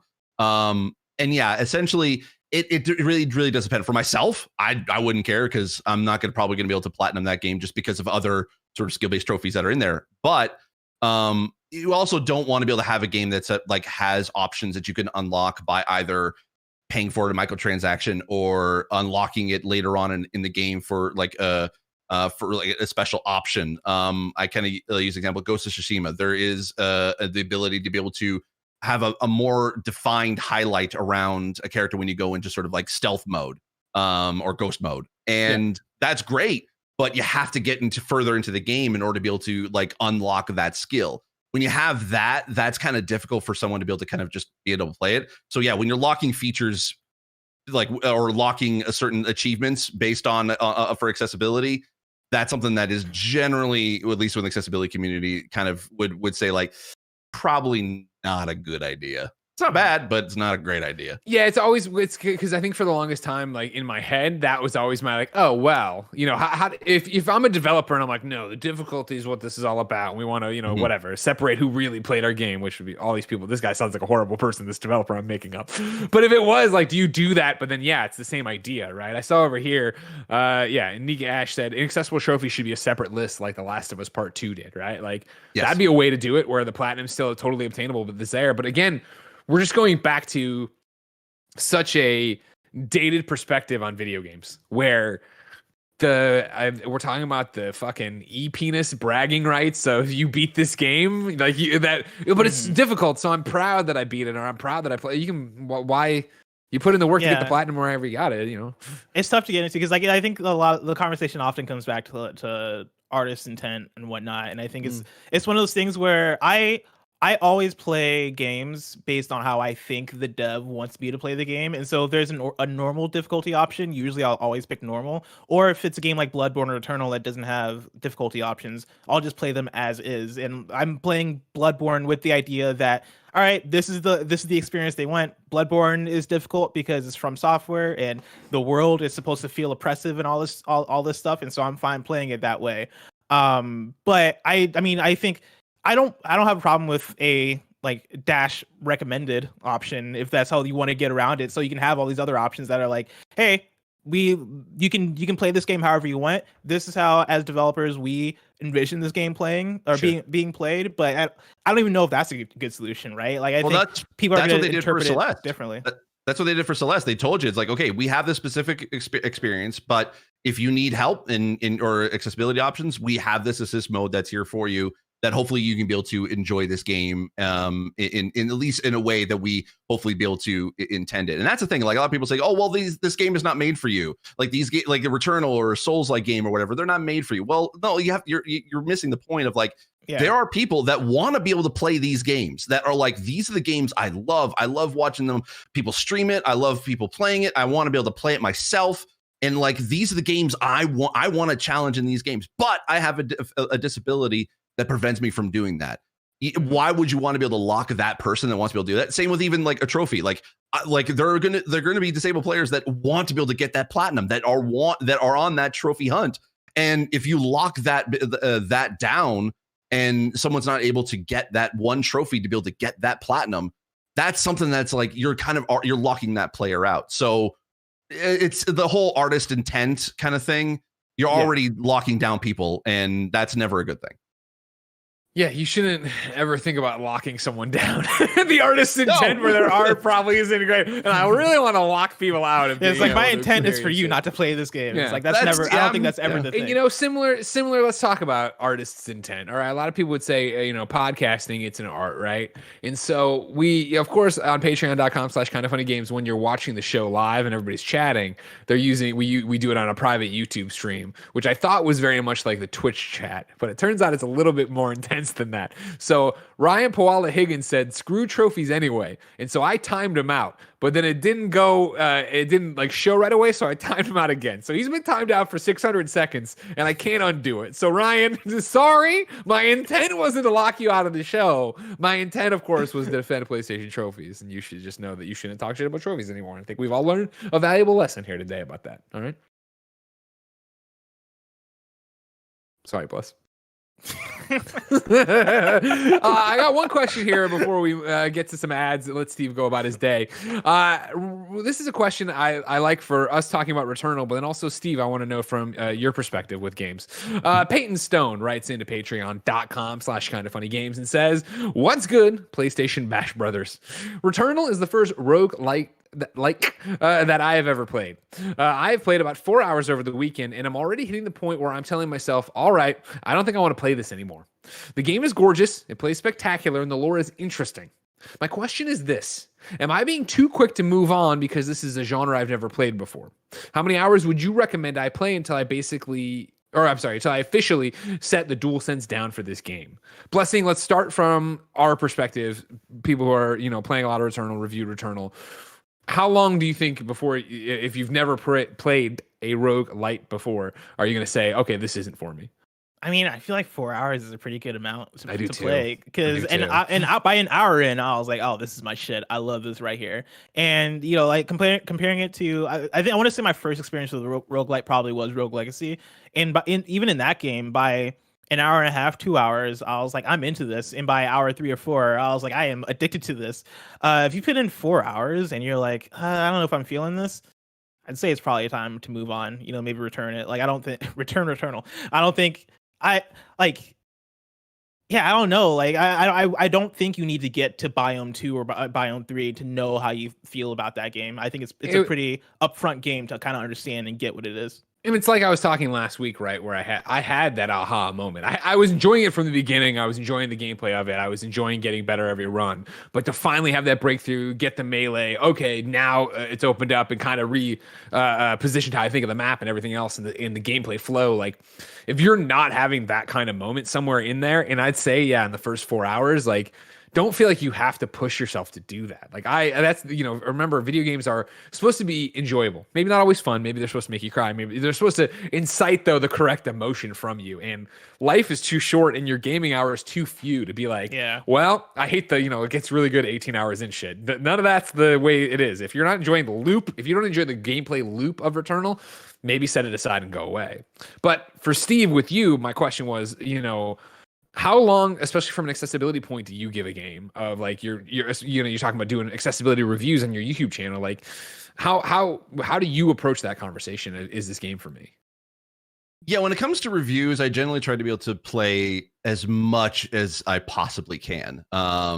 And I'd say I usually try to be able to put in at least 10, hopefully 15 hours before I can be able to, like, depending on the review embargo, like if I have time to be able to finish it or not. Like that is sort of a decent amount of time. I mean, I spent about 8 and 10 hours for this. But I would agree with both of you in regards to like 4 hours can be a good enough time to sort of allow you to kind of at least get, other than if you're not able to get to a second biome, you might not know sort of like what the future challenges would be. And that's also difficult to kind of gauge within that 4 hours if you're having trouble with it. So I would say, but also as well, like because you're spending $70 on a game, is 4 hours enough time to spend that amount of like money on? Mm-hmm. Well, this is the whole thing. We go all the way back to the, you know, the conversation before, right? Of just like, yeah, like this would have like that for me, the $70 conundrum, man. Like, am I going to be scared off by it? That's why I think, you know, you have to listen to so many different reviewers and podcasts and read stuff and try to engage with as many people, you know, on the internet have similar tastes to you to then make that decision for yourself if you're going to get it. And that's generally how I sort of go about when I'm trying to be able to find out about a game. Is I will go to like you guys and IGN and GameSpot to sort of like, I have like certain people that I enjoy to be able to, okay, you have at least similar taste to me, so I can at least know, okay, these, like, I'm going to be interested in finding out about these games. The problem is with that, at least regards on the disability side, is there's not that many reviews, if at all, that cover accessibility. So that's something that we kind of, what I would love to be able to see change, is that accessibility is part of reviews of games in the future. Because then, because that's a lot, like that's a lot of money to be able to spend on a game, and like it's $70 where you are, but at least here in Canada, it's $100 to be able to get, and that's a lot to spend on a game for only spending 4 hours in. Yeah. Steve, did you catch the Ratchet & Clank State of Play? I did. Yes. How do you feel about how they handled it? Like, do you feel like they showed enough in terms of accessibility, or do you wish that stuff was more available? They did two things that I was technically three things that I found was very awesome. They have a reputation for good accessibility. The fact that not only the original Spider-Man, but Miles Morales had amazing accessibility options, and the fact that they actually added those same accessibility options that were in Miles into the remastered version of Spider-Man. So they already have a reputation for that. But then also they added that as part of the State of Play a month before the game comes out, which is huge. But then also they said that they were going to be talking about that, about accessibility at a later date. So that means that we're going to be able to get more in depth about what accessibility is going to be available in the game, which is like so huge, and not a lot of games do. So like we all talk about, of course, The Last of Us. And full disclosure, I did consult on it, so I was one of the consultants on it, and but we didn't know about like, even though I knew what was going to be in it publicly, no one knew about the accessibility options in The Last of Us until 2 weeks before the game came out. And that's too short of a time frame for anybody to be able to kind of think like, okay, I'm going to spend the money to be able to buy this game. Thankfully, it worked out in Sony's favor, Naughty Dog's favor. But essentially, like, we need to have more of stuff like that State of Play, and what Insomniac was doing is that more information we're able to have, because then it allows us to be able to be part of the hype. It allows us to be able to kind of be in that sort of like, oh man, I'm now like, because I've never played a Ratchet & Clank game ever, and now I'm excited to basically, like, I got it for when it was the PS Plus game, or it was a PS Plus or Play at Home, which I don't want to do. Play at Home. Play at Home. So I have it, so I'm now excited to be able to go in and try that, and now I'm excited to be able to play this in June. And I'm like, because of that, I'm like, yes, A, Insomniac's good for accessibility, and then also B, they were able to like talk about it, and I got to see a little bit of what was there. Believe me, I was screenshotting all those that really quick menu overview. But yeah, I'm going to be able to play this game because I know that there's going to be accessibility options in there. I'm not shocked is the right word, but I guess I'm I'm predicting, we'll say, how about that? I'll go this with the conversation, that in the next, I would say 3 years, but even that feels long. You're going to see sites like IGN and GameSpot get on this, because I think it will be the thing of, I remember, as working at IGN, right? It was always like in my day, it was go out and get exclusives. It was, I want more. It was against, when I originally started, against the other channels. Dunham telling me, hey, get exclusives for the PlayStation channel, so we have more than what's going on with Doug and Xbox. But I can't imagine, for accessibility settings becoming more and more prevalent and people wanting to get that word out more and more, I don't understand why every IGN first, and this is not me taking a shot at McCaffrey and IGN first, but in terms of like, we need a content rollout, Game Informer and their cover stories, you would think that the accessibility report would be such an easy beat for just a Tuesday to drop of like, here's what you can do in this game. And I think right now the reason that's probably not happening is because not enough devs at the moment are doing what we're seeing with Insomniac and Naughty Dog, right? And really getting in there and making something that is more than, you can increase the text size. Like, I think when you see everybody start to really get on that and understand it's about more than easy mode, I think then you'll see that stuff happen, and then hopefully the conversation gets better about it. Because for us, it's like what we're talking about, right? Where they throw it up during State of Play and we're like, oh, that's cool, that's rad. And it's like, okay, cool. Like, that's what we'll talk about probably, I guess. Like when we get to the review, will we talk about that? We reviewed Returnal and we didn't talk about this. And, I thought maybe it would be better for a follow-up conversation, but how do you get into these conversations without having hands-on from people like yourself, Steve, that are actually, experts in the field? That's kind of, we in the disabled community at least want. I mean, the folks that I've worked with at Can I Play That? I mean, we're kind of one of the main sites that do cover that, and we would love to be able to see more sites be part of that and have us included in these conversations, which is exactly what you guys are doing with having me on. It's like that. This is exactly what we kind of have been wanting.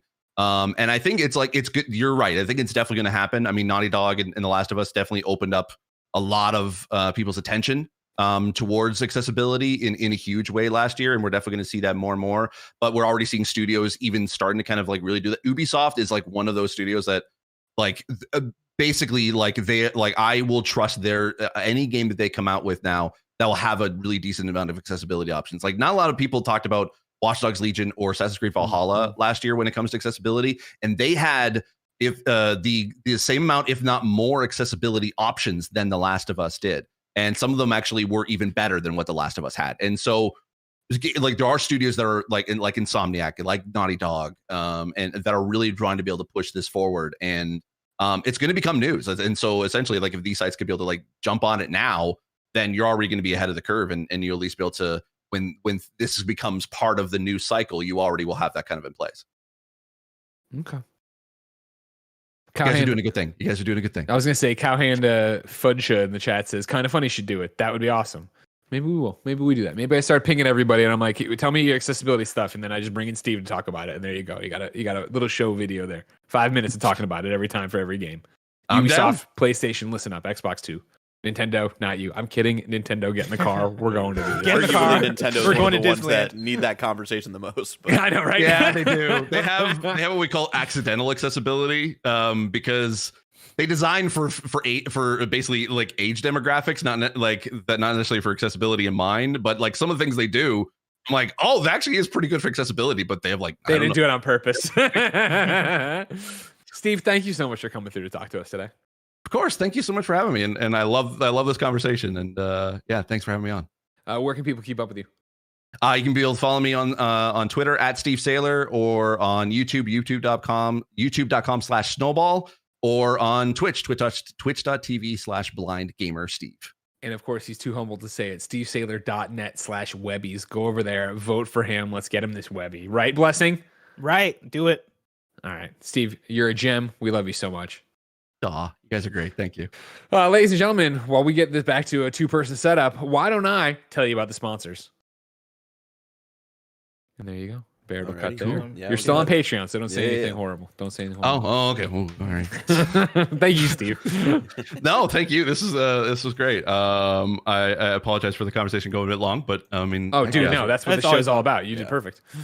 Phew, okay, cool. Trust me, Blessing me don't want to talk to each other by ourselves. You know what I mean? Yeah, no, we do it every week. That's why, honestly, that's why they have me here. for Exactly. Oh, all right. I'm the mediator. We could record the show by ourselves if we really wanted to. We want to get the cool B-roll. Yeah. All right, cool. Well, thank All you right, bye, guys. Steve. Appreciate it. Take care. Bye.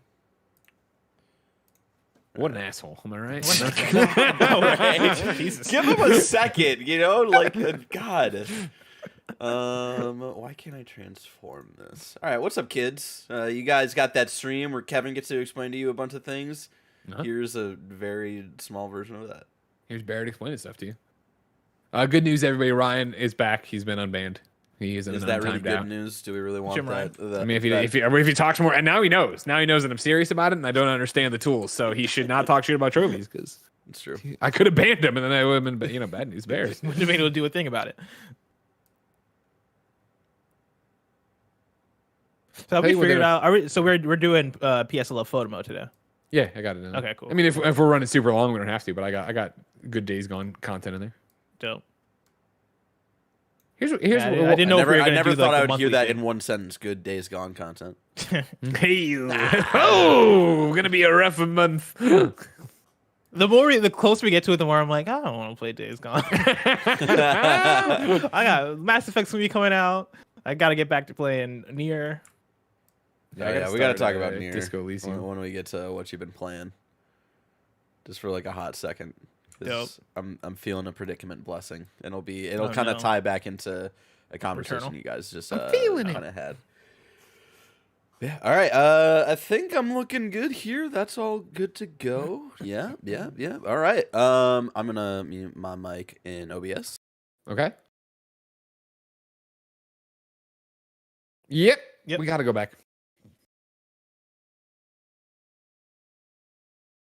Blessing, why don't you tell me some PlayStation updates? We got one big ol' update for you, Greg. One big ol' Discord. update.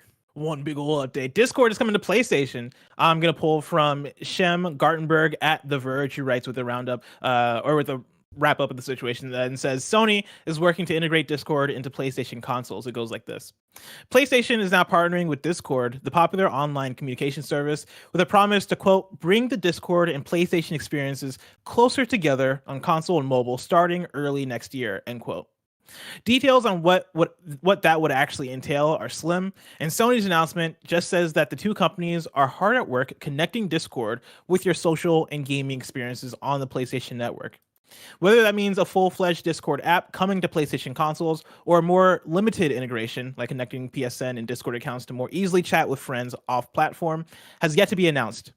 As part of the new partnership, Sony is also investing an unspecified amount of money into Discord as part of its Series H investment round as a minority investor.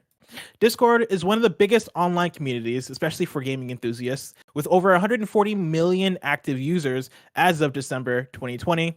The company was reportedly in talks to be acquired by Microsoft with a $10 billion deal earlier this year, but those talks appear to have ended with Discord deciding to stay as an independent company instead. More information on how Sony is working to integrate Discord into its PlayStation products should be arriving in the coming months. Greg, it's finally happening. We asked for this. Oh my god! We asked for it, and it was one of those things like, "Will it ever happen?" And then you saw, of course, Xbox. It would look sniffing around, and like, "Oh, that's what's going to happen." All right, they're going to go that way, and that kind of makes sense or whatever. But here it is, PlayStation doing something. Something. They are making a minority investment in doing something with Discord. How much of this do you think is reactionary? Because we really did just come off of the conversation of are they going to be acquired by Microsoft? Is Microsoft going to get the exclusive on Discord? I mean, like, how much we know about business, which is nothing. I'd imagine it's not reactionary as much as it was already an ongoing conversation. And I wonder if it's one of those things where they started having that conversation with Microsoft to motivate Sony, kind of thing. Because it was that idea, right, that when the Microsoft thing fell through, Discord was like, well, we want to be, or it's the word on the street was they wanted to stay independent anyway. Maybe they do an IPO or whatever. So it could have all just been bravado. It could have all just been, smoke to try to get PlayStation to move, or maybe it is PlayStation rushing in there and doing it. And no matter how you cut it, this is huge.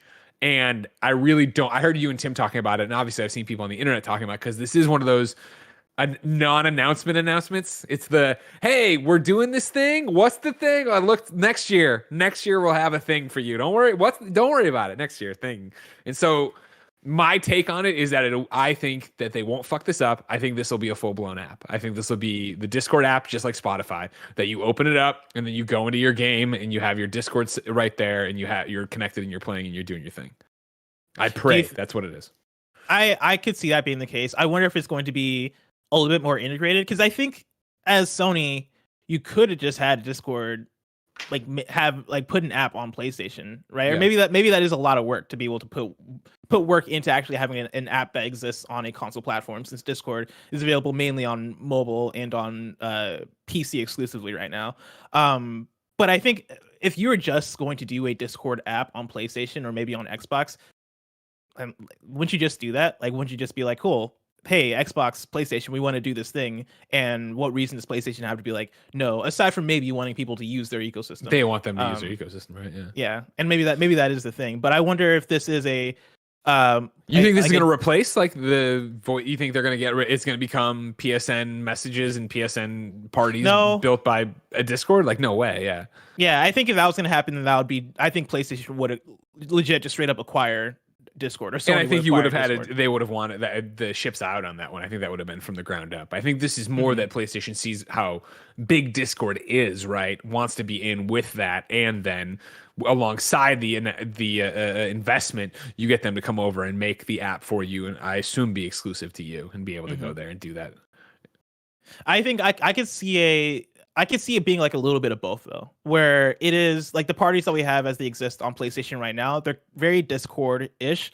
I wonder if it becomes a thing of, all right, cool, I can add my PlayStation friends into my party the way you can currently, but also if there could be a field where I add in a Discord username, and that includes that person in that same party chat as my PlayStation party chat. Like that feels very like. That feels like too much for PlayStation. I'm not gonna lie. That feels the rickety party system it already is. But like, if you have this planned for early next year, maybe that's the amount of time it takes to do it. See, I think it'll be is that you have it planned for early next year to just get the Discord app out, and then it would be a year from then, and you're trying to integrate it in and do all these different things and make it all work, and have it be that kind of system. Especially when you get into how your Discord. If you don't already, I guess you're gonna have to link. The idea would be that you link your PSN to a Discord, obviously, and then that would have the things tied together. So it could almost be like, you're doing it like how you do when you play Fortnite, right? Where you can add all your friends from either platform or whatever to your Epic Games list or whatever based on who's locked in and stuff like that. I don't know. I hope for that level of convenience as we've talked about with next gen. I just feel like that's a bridge too far for what we've gotten in the past when PlayStation tries to do stuff like this. And it's honestly, I'm fine with that. Like, I just want this built-in system there, right? It's so annoying right now when I'm jumping into a Snowbike Mike stream and playing something with him, like Outriders, and I've got the laptop open and I've got one AirPod in and then I've got the one headset on so I can hear the game so I don't wake up Jen by listening to anything. Like, having it all ready to go right in there. And Xbox has that workaround where their headset that Paris is always using, right? You can do the thing where you're pairing it to both the system and a computer or whatever running Discord, which again is more complicated than what we're talking about here, and which is what I'd want of just having Discord built in. But yeah, I'm all about this. I love this.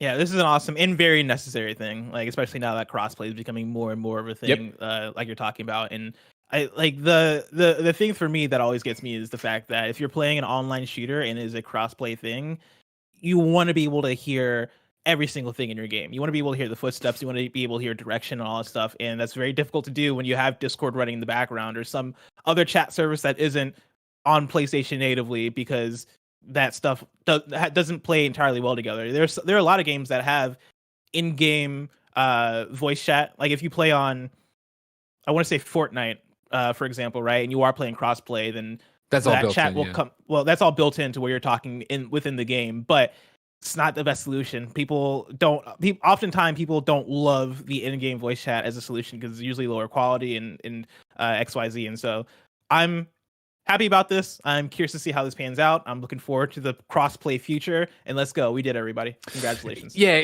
I think this is such a gamer first move, or whatever you want to call it. You listen to this podcast video game move, right? Where it's like, this is something that I think would break Poe's brain if I tried to explain it to him, right? Because like, even when it is that we'll go to play it when we were trying to play Fortnite, and one of us was on a different device, and like I can hear him, and I'm gonna do this. I'm like, well, why don't we do a PlayStation party, and trying to describe the difference between a party chat versus Fortnite chat to someone who just wants to play Fortnite. Like, I'm not expecting every PlayStation user, right, to be like, oh, now I'm starting a Discord, and my thing is, Poe is great. Hashtag 6982 or whatever. You know what I mean? Like, that's not how people are gonna fucking think about I try to add people on. I played Valorant last night for the first time, and I wanted to add Andy, Timur, and Simon Cardi, and they were all dropping their I guess Riot usernames in our chat that we had set up. And let me tell you, that shit made no sense. It was like, I'm not gonna say the actual ones, but it was like Timur hashtag Timur H, and Andy Cortez hashtag Nitro Rifle, little shit like that, where I'm like, why are these the usernames? Like, why the fuck is it like? And I couldn't play with Simon because he's in the UK, which is a whole other thing. But having that shit be simplified in a way that's nice, and all in one place is gonna be real great. And I think, I saw as we were going and chatting here, Demetrius rolled by, I think it was. And it says, I still don't really use Discord. And I think there's a lot of people who obviously are in that boat. But if it was easy and accessible, I wonder how much more people would. Because it's a good move for Discord of getting people into that ecosystem and using it, right? Like, I had known obviously what Discord was for a long time, but it wasn't until we had to work from home that we started using Discord every day. And I still don't use Discord like most people use Discord, of the ongoing chat rooms and like different message boarding that way just isn't my thing. But I understand it and I know how to pop into it. And I think if you open that up and make it easier for people to get in there, and then they are making their own communities and doing things, you maybe would start using it, let alone the idea of taking what already works with what I like about the PS5 party system this time around, right, is that, I know some people hate it, but when you make these parties that have all these different people in it, you can then just have that ongoing voice chat room. And like, it's been awesome those times that when Fortnite was really, really popping off, and like Barrett and Joey and Kevin would be playing, and I'd pop on and I'm going to play something else, but I pop into the party room for a little bit and hang out and talk to him that way. And like, when I do go and join Snowbike Mike's room to go, play a game with him or whatever, when we were doing Outriders, it was that thing of, even for me, being like, oh, there's other people in here, but they're playing Monster Hunter. They're watching a show. Everybody's just hanging out. It's just that open line with your friends in a way that I think is really cool. And to take that now and be able to extrapolate that out if Discord gets added to PS5, to where, you're working other PlayStation 5 players, people who are over on mobile, people who are doing whatever on their PC. It's really cool. It's very awesome. Greg, let's talk about some of our PlayStation picks. Of course, this is where we highlight a few of the cool looking games coming to PSN this week. We got one big hitter in Resident Evil Village. That's coming to PS5 and PS4 on Friday. Well, remember today on Games Daily when Tim's like, and Resident Evil Village comes out in 2 weeks, and you're like, it's this week. What are you talking pretty about? Sure it's this Friday. Like, he had me scared. I was like, what? Wait, is it real? Yeah, I exactly. thought I was going to be playing. Am I wrong? Yeah. And so get hyped. Resident Evil Village is coming to you soon. In terms of the actual picks themselves, let's start with The Colonists, which is coming to PS4 on Tuesday, May 4th. Build a new home for your team of robots as they begin a new life for themselves on a distant planet where they can fulfill their ultimate dream, to be a human. The Colonists... I didn't read the full description, so that's actually really funny. The Colonists is a relaxing settlement building game inspired by classic titles like The Settlers and the Anno series. Looks really cool. It reminds me, the art of it reminds me of what was the game that came out last year that was co-op? Where you play as Biped. It reminds me a little bit of Biped, like the close. robots. I almost had it. Yeah, and so if you like the Anno games and the Settlers games, boom, here's another one for you. You can play as a robot, or you can colonize robots. I guess to be a human, to be humans, because they want to be humans. That sounds very Nier Automata. Which, hey man, if this game goes down the same roads that game goes down, it's gonna be a very interesting experience. The Colonists. We also got Non-Guns Doppelganger Edition that's coming to PS4 on Wednesday, May 5th. Non-Guns is a roguelite action platformer. Battle grotesque creatures, kill quickly to maintain your combo meter, and rescue worshippers to become part of your idle army to buy upgrades. Another roguelite coming to you. And it looks really cool. It's like side scrolling. It looks like 2D. It's got. Sorry, go on. No, it's got an art style that reminds me of Downwell. That's what I was going to say. Ooh, yeah, that's a good one to point out. Yeah, and it has kind of like I don't even know how to describe it, like a grungy kind of look to it. And it looks like you play as like these skeletal characters. It has a really cool art style. Yeah. Yeah.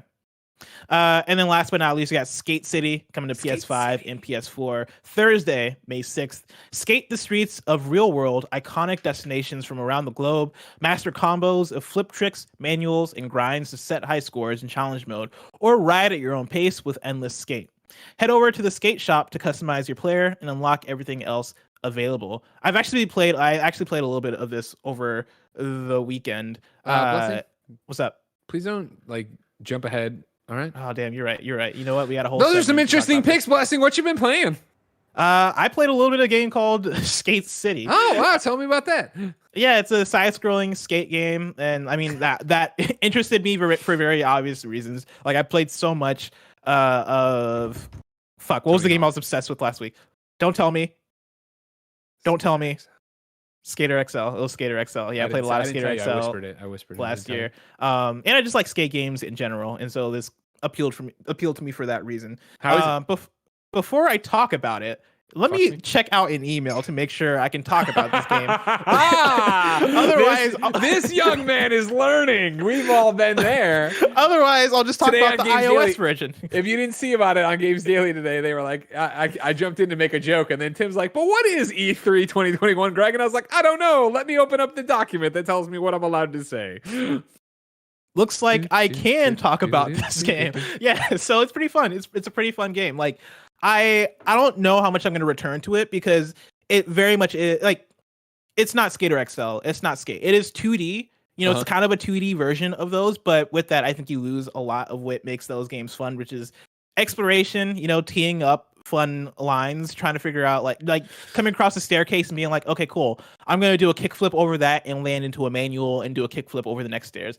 Like this game kind of misses out on that, but if you do want a more, I'd say, condensed 2D version of that, there is some of that fun there. I'll also say that the actual controls are very simplified. I think part of that is because I want to say this game was part of Apple Arcade. It was, and so it was okay, cool. And then I think it was like one because of the of games, that. Because of that, the controls are just way more simplified. Where when you're holding a DualSense controller, you hold any direction on on either of the analog sticks, and that'll correlate to a different move. And so if you press, let's say, right on the up, you press up on the right analog stick, that'll be like a nollie, right? Or in all the left analog stick, that might be an ollie. And that might not be like the verbatim translation, but that's essentially how each of the moves translate, right? Like you press left on the left analog stick, maybe to do a heel flip or a kick flip or something like that. Way more simplified than the skate games you're probably used to. But if you just want to if you want to play a skate game, I'd say go for it. It was it's been a fun time so far. It's been a nice time waster, I think, to say the least. And it's scratched that itch for me. And so it's been fun for that. I have a question from the press pool here. So you're saying it's 2D, and then what we're seeing there. So it's like, can you play the trailer again, Bear? So like the camera moved a bit, but I assume that's just the cinematic for this. So is the idea that it's basically side scrolling and you're just making the moves happen? And if you fuck and fail down, well, hold on. If you fuck up and fall down, not if you fuck and fail down. I don't know what that means. Hey man, that sounds like that's a pretty good band name, by the way. Fuck and fail down. Fuck and fail down. That's actually great. What does it do? Does it start the run again, or because it reminds me a little bit of that other fucking mobile game where you rode down the thing herding llamas? Shit, fuck. Oh, that game. Yeah. Remember we played it. It came to PlayStation. Yeah. I know what you're talking about. Fuck. Oh, it's right there. Shit, I lost it. I don't got it. But no, the answer to what you're asking is no. Like you pick up from right where you left off. The game is pretty nice about it, but it does have challenges. And so the Alto collection, the Alto collection, yes. So you can go into like a free skate mode, which will let you just skate as long as you want, and you're basically completing challenges where it's like, do a kickflip over these stairs or do X, Y, and Z thing.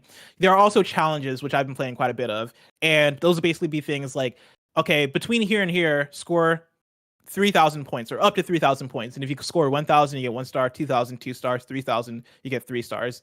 And so it has a mobile gamified kind of system to it. And you're basically doing those, it's not about getting as far as you can. It's more about completing those challenges on certain maps. And so, it like the way the camera pans is mainly just for the trailer. The game doesn't look like that. Like the game has that art style, like the 3D art style, but it is very much 2D. Okay. And it's fun. Okay. But you don't know if you'll come back to it. No, just because there's so many other things to play. You know, Obviously, I it's a played it busy time because of year right now. I finished a game I was playing, and then I was like, you know what, man, I got some free time. I'm gonna go back and play, or I'm gonna try out the Skate City game that looks pretty cool, and it was good for that. I think I know what you're talking about, right? Because we've both been playing Redacted. We've both been working on a review that you'll hear about soon, and kind of funny. So like Redacted's been taking up all of my time. I assume it took up most of your time as well. Then. Yes.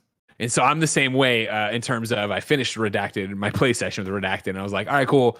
I don't want to go to the next big part of Redacted, and it's time for bed almost. So what do I do? What do I do? I finally did it. Blessing Adeoye Jr.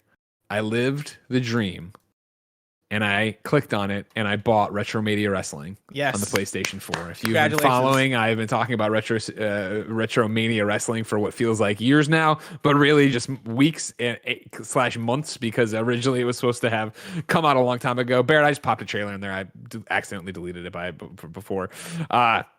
And Retro Mania Wrestling is finally on PlayStation after the developer went through all kind of hell of not understanding how to get it onto consoles and what they had to go through.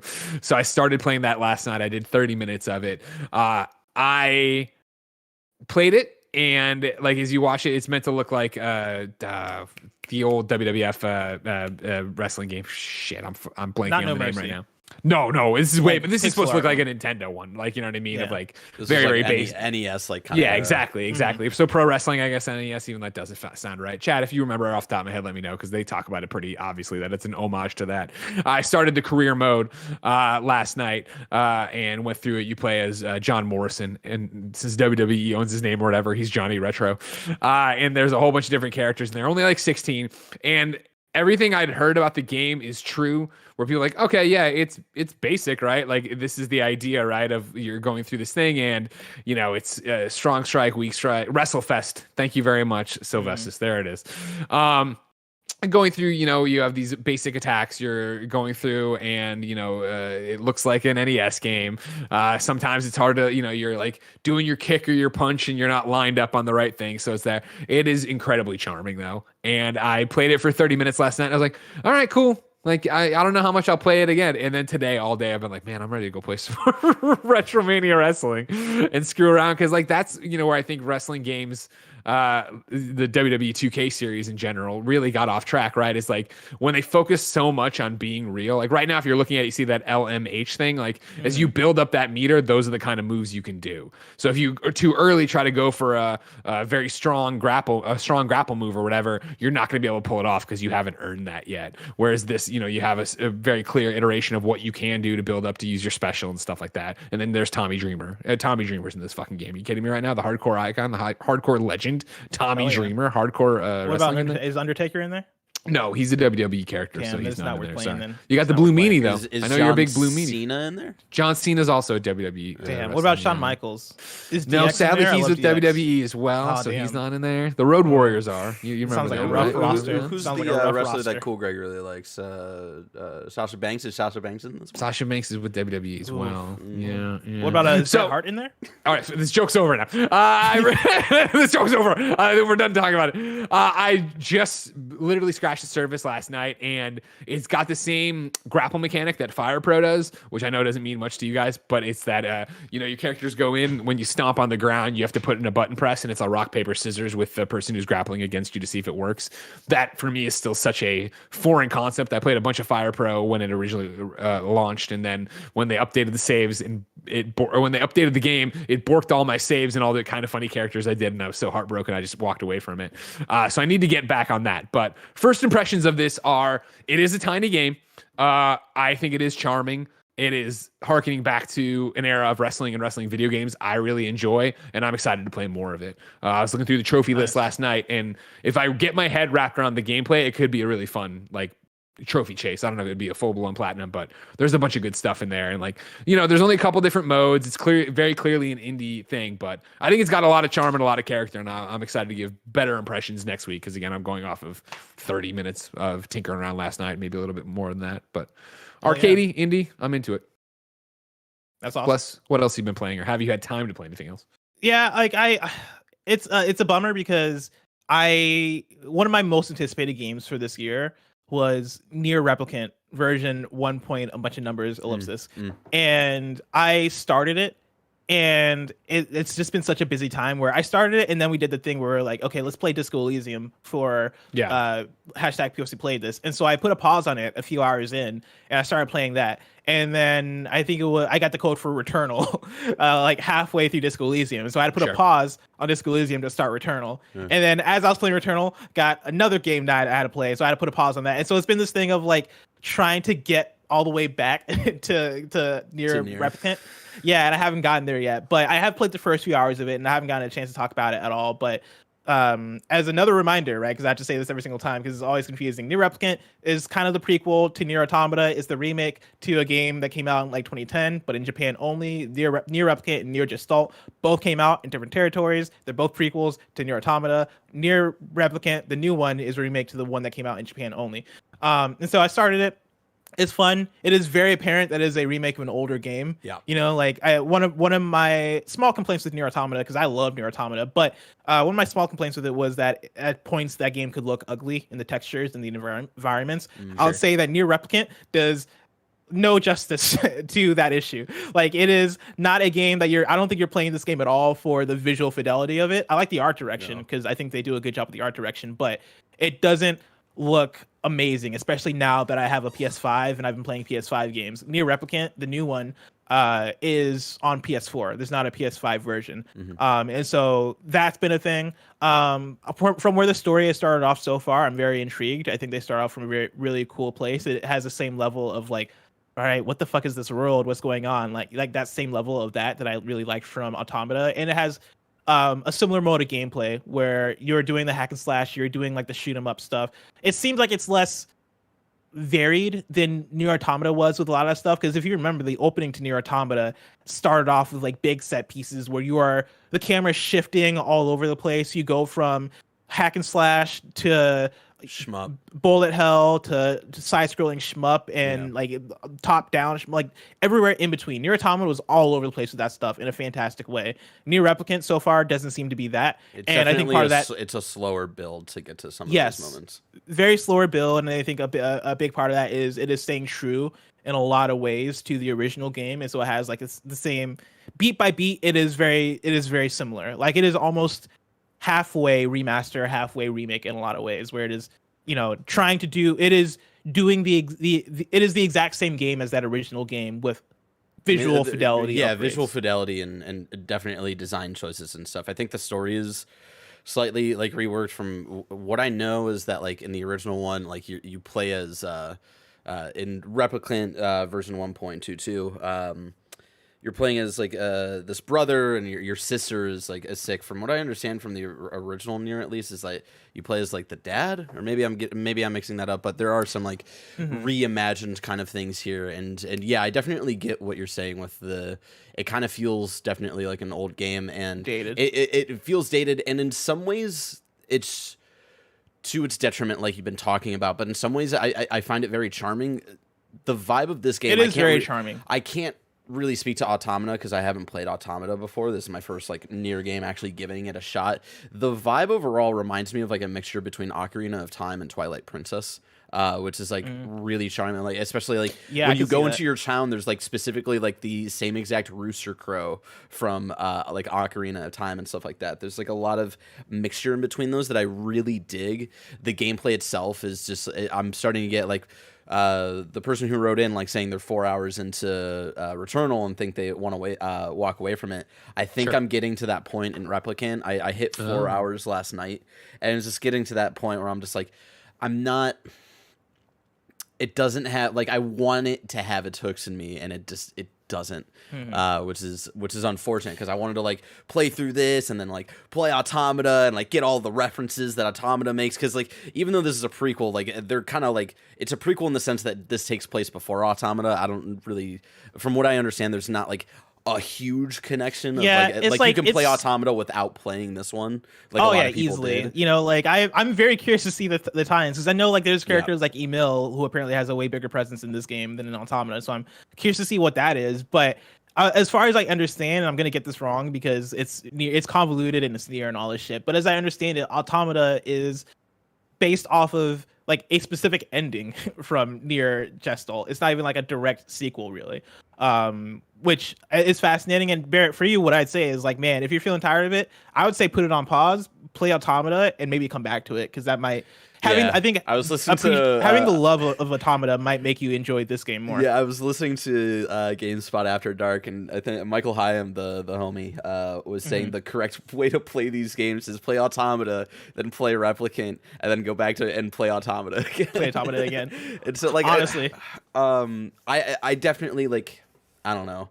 We'll see where I go. I definitely do want to check out Automata, because it's a game that people have been surprised that has not been in, like, my kind of library of games that I love, just because I just wasn't at like kind of like the right time for that game for me. So yeah, we'll see. And it just sucks because I want to keep going, because I am interested in the characters and like. See, that's me too. And like I dropped it's off just the gameplay design that it's like, even like, oh my god, they worked in like almost like a conversation of like why there isn't fast travel. I'm like, oh my god, They like did. I have to like keep running back and forth between like the seafront town and my hometown, and like it's just so tight. Yep. And it like, oh god, and yeah, like the Oh god. yeah, like it's like I stopped playing it so I could play Disco Elysium, but like one of the reasons why it was easier for me to also put it down was the fact that I got to a place in the game where they were like, cool, now go do a bunch of side quests. And I looked at the side quests and I was like, none of this shit seems fun right now. Yeah, it was like I don't want to go and where collect. you have to go shit. to like the local bar and like take Yep. like side quests, and then it's like, all right, like this one is like, oh, I want to hear these two sisters sing. Go talk to each sister, and it's like, okay, cool, that seems simple enough. And then like the sister's like, oh well, I only want to sing if I get like a special drink. They make Yep. it in Seafront. If you could go over there and get that drink, like yeah, that'd be awesome. And it's like, okay, It that is seems simple that enough. type- And then you go to Seafront, and it's like, oh well, I need specific ingredients to make this drink, to do this, and I'm like, fucking Yeah, Christ, when they're like, we're gonna just teach you how let to me fish. Enjoy the story. I do like the fun bit. I do like the fun bit when you have to go fish, and if you fuck up the first couple of tries, it just like goes to black, and it says 2 days later. And it's like, Oh, that's I finally- hilarious. I didn't know it finally did caught that. a fish, and then the book you're hanging out with, Vice, is like, too bad it only took 278 tries or some shit like that. I thought it was really funny, because yeah, I don't understand the fishing in that game, and I'm just gonna say it. This was one of my hot takes, because everybody talks about how they love fishing in video games. I honestly think fishing in video games kind of lame. Damn, he said Here's it. the thing about fishing in video games is that it's hit or miss. I'll give you that. And then but the reason people like fishing in video games so much is that fishing in real life fucking sucks. You go out there, you don't know if you're gonna catch a fish. and You it's don't know. not I any mean, better go in a out there and video get drunk game. and do that. You smell. You got sunscreen and bug spray on. You got the fucking worm shit all over your hands, and like and is inevitably the hook's getting loose and getting you. This is what I'll say. Cooking in video games is way better than fishing in video games. I heard the conversation that I think it was Greg and Tim that you guys were having about like, why is this always a bullet point? Like, why are they always hyping up cooking in video games? That's because it is slightly fun. It is slightly fun. I'll be the one to say it. It can be slightly fun. Cooking in Breath of the Wild was fantastic. Agreed. Not arguing that at all. You know what I Okay. mean? Cooking and Just cooking saying. mama. Come on now. Yeah, even like collecting random ingredients, putting them together, and seeing Final what Fantasy happens. 15. Ooh, baby. Like this is like the beauty shots of the food that your boy would make. Oh sure, yeah, Yeah. for sure. Yeah, I think that's a way better. Cooking video games always 1000% a better bullet point than fishing video games. That's my hot take. Understandable. yeah. I also wanted to shout out Apex Legends Oh, God, Jesus because I Christ. never talk about Apex Legends on this podcast. The new season's happening this week, baby. Get excited! Wow. Arenas mode. Go check No out my first Titans. impressions. There's no with Andy. Titans. I didn't Yeah, know you were but- into Apex. Bless. Yeah, I don't talk about it that much. It's gone now. Scroll by here. I think it was Sylvasus the Slayer had asked if for me Retromania Wrestling was worth the $30 price tag. I don't know yet. My concern last night was like, oh, it is as basic as people were talking about in terms of like the limited roster and stuff. But I just started playing it, and I do have that desire to go back and get good at it and play more of it. But I won't know. So hopefully next week, if I have more time to put into it, I'll be able to answer that question definitively. But again, cute and charming. Blessing. Greg. What do you say to a reader mail question before we get to the post show? Oh, the rare reader mail. I know, right? I feel like we could easily end it here, but I like giving people bang for their buck. You know what I mean? They're hanging out here, they're watching the show with us, doing all this stuff. Here's a question I have that I don't have an answer for, and I hope you will. AJ Shank writes into patreon.com/kindafunnygames and says, "Does Returnal have a narrative reason to return to the game after you beat the final boss? I really enjoyed how Hades incentivized players to return and continue to go through the game over and over, and I'm hoping Returnal is something similar. I know you haven't had a lot of time to play, and I know we've talked a little bit here and there about it, but we're more of, as somebody who still hasn't beaten it, what's bringing you back? What makes you want to play it?" There is more narrative stuff after you roll credits in the game. Okay. Like that's the big thing. It's fun. It's fun because I don't want to spill anything for people. Of course. I don't like, want you to either. Yeah. And it's not like big spoilers or anything, but it's more so like the structure of the game. But basically, after you beat the final boss and you roll credits, there is another carrot on the stick for you to chase after that will reveal more about the story. And so that is the thing that's keeping me going back, even though I'm getting to the point. I was on this podcast. I always forget because we record KFGD and this back to back, and so I'm like, did I talk about this on KFGD or did I talk about it on PS Love You? But even though was it on KFGD the other day? Whatever. I mentioned this to you at some point that like I'm feeling less inclined to like chase after the platinum for it. But even despite that, there is more I still want to do, even if I don't end up getting the platinum. I think that was on this podcast. Okay. Yeah, you talked about maybe wanting to platinum it. Yeah. Okay, and then here's one while we're here, just another quick one because we're in the Returnal thing. Kamza115 writes into patreon.com/kindafunnygames and says, "Hey, Greg and Bless. Hope you're both doing well. Greg, massive congratulations to you and Jen on the announcement of your incoming Wii One. With Returnal launching to great critical acclaim and hopefully some strong sales figures, what do you think is next for Housemarque? Could a potential sequel to Returnal be in the cards? Do you see them working on a new AAA IP? Could they possibly Returnal to their arcade roots?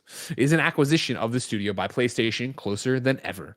Blessing, what do you think's next for for Housemarque Return? For Housemarque, I don't think they return.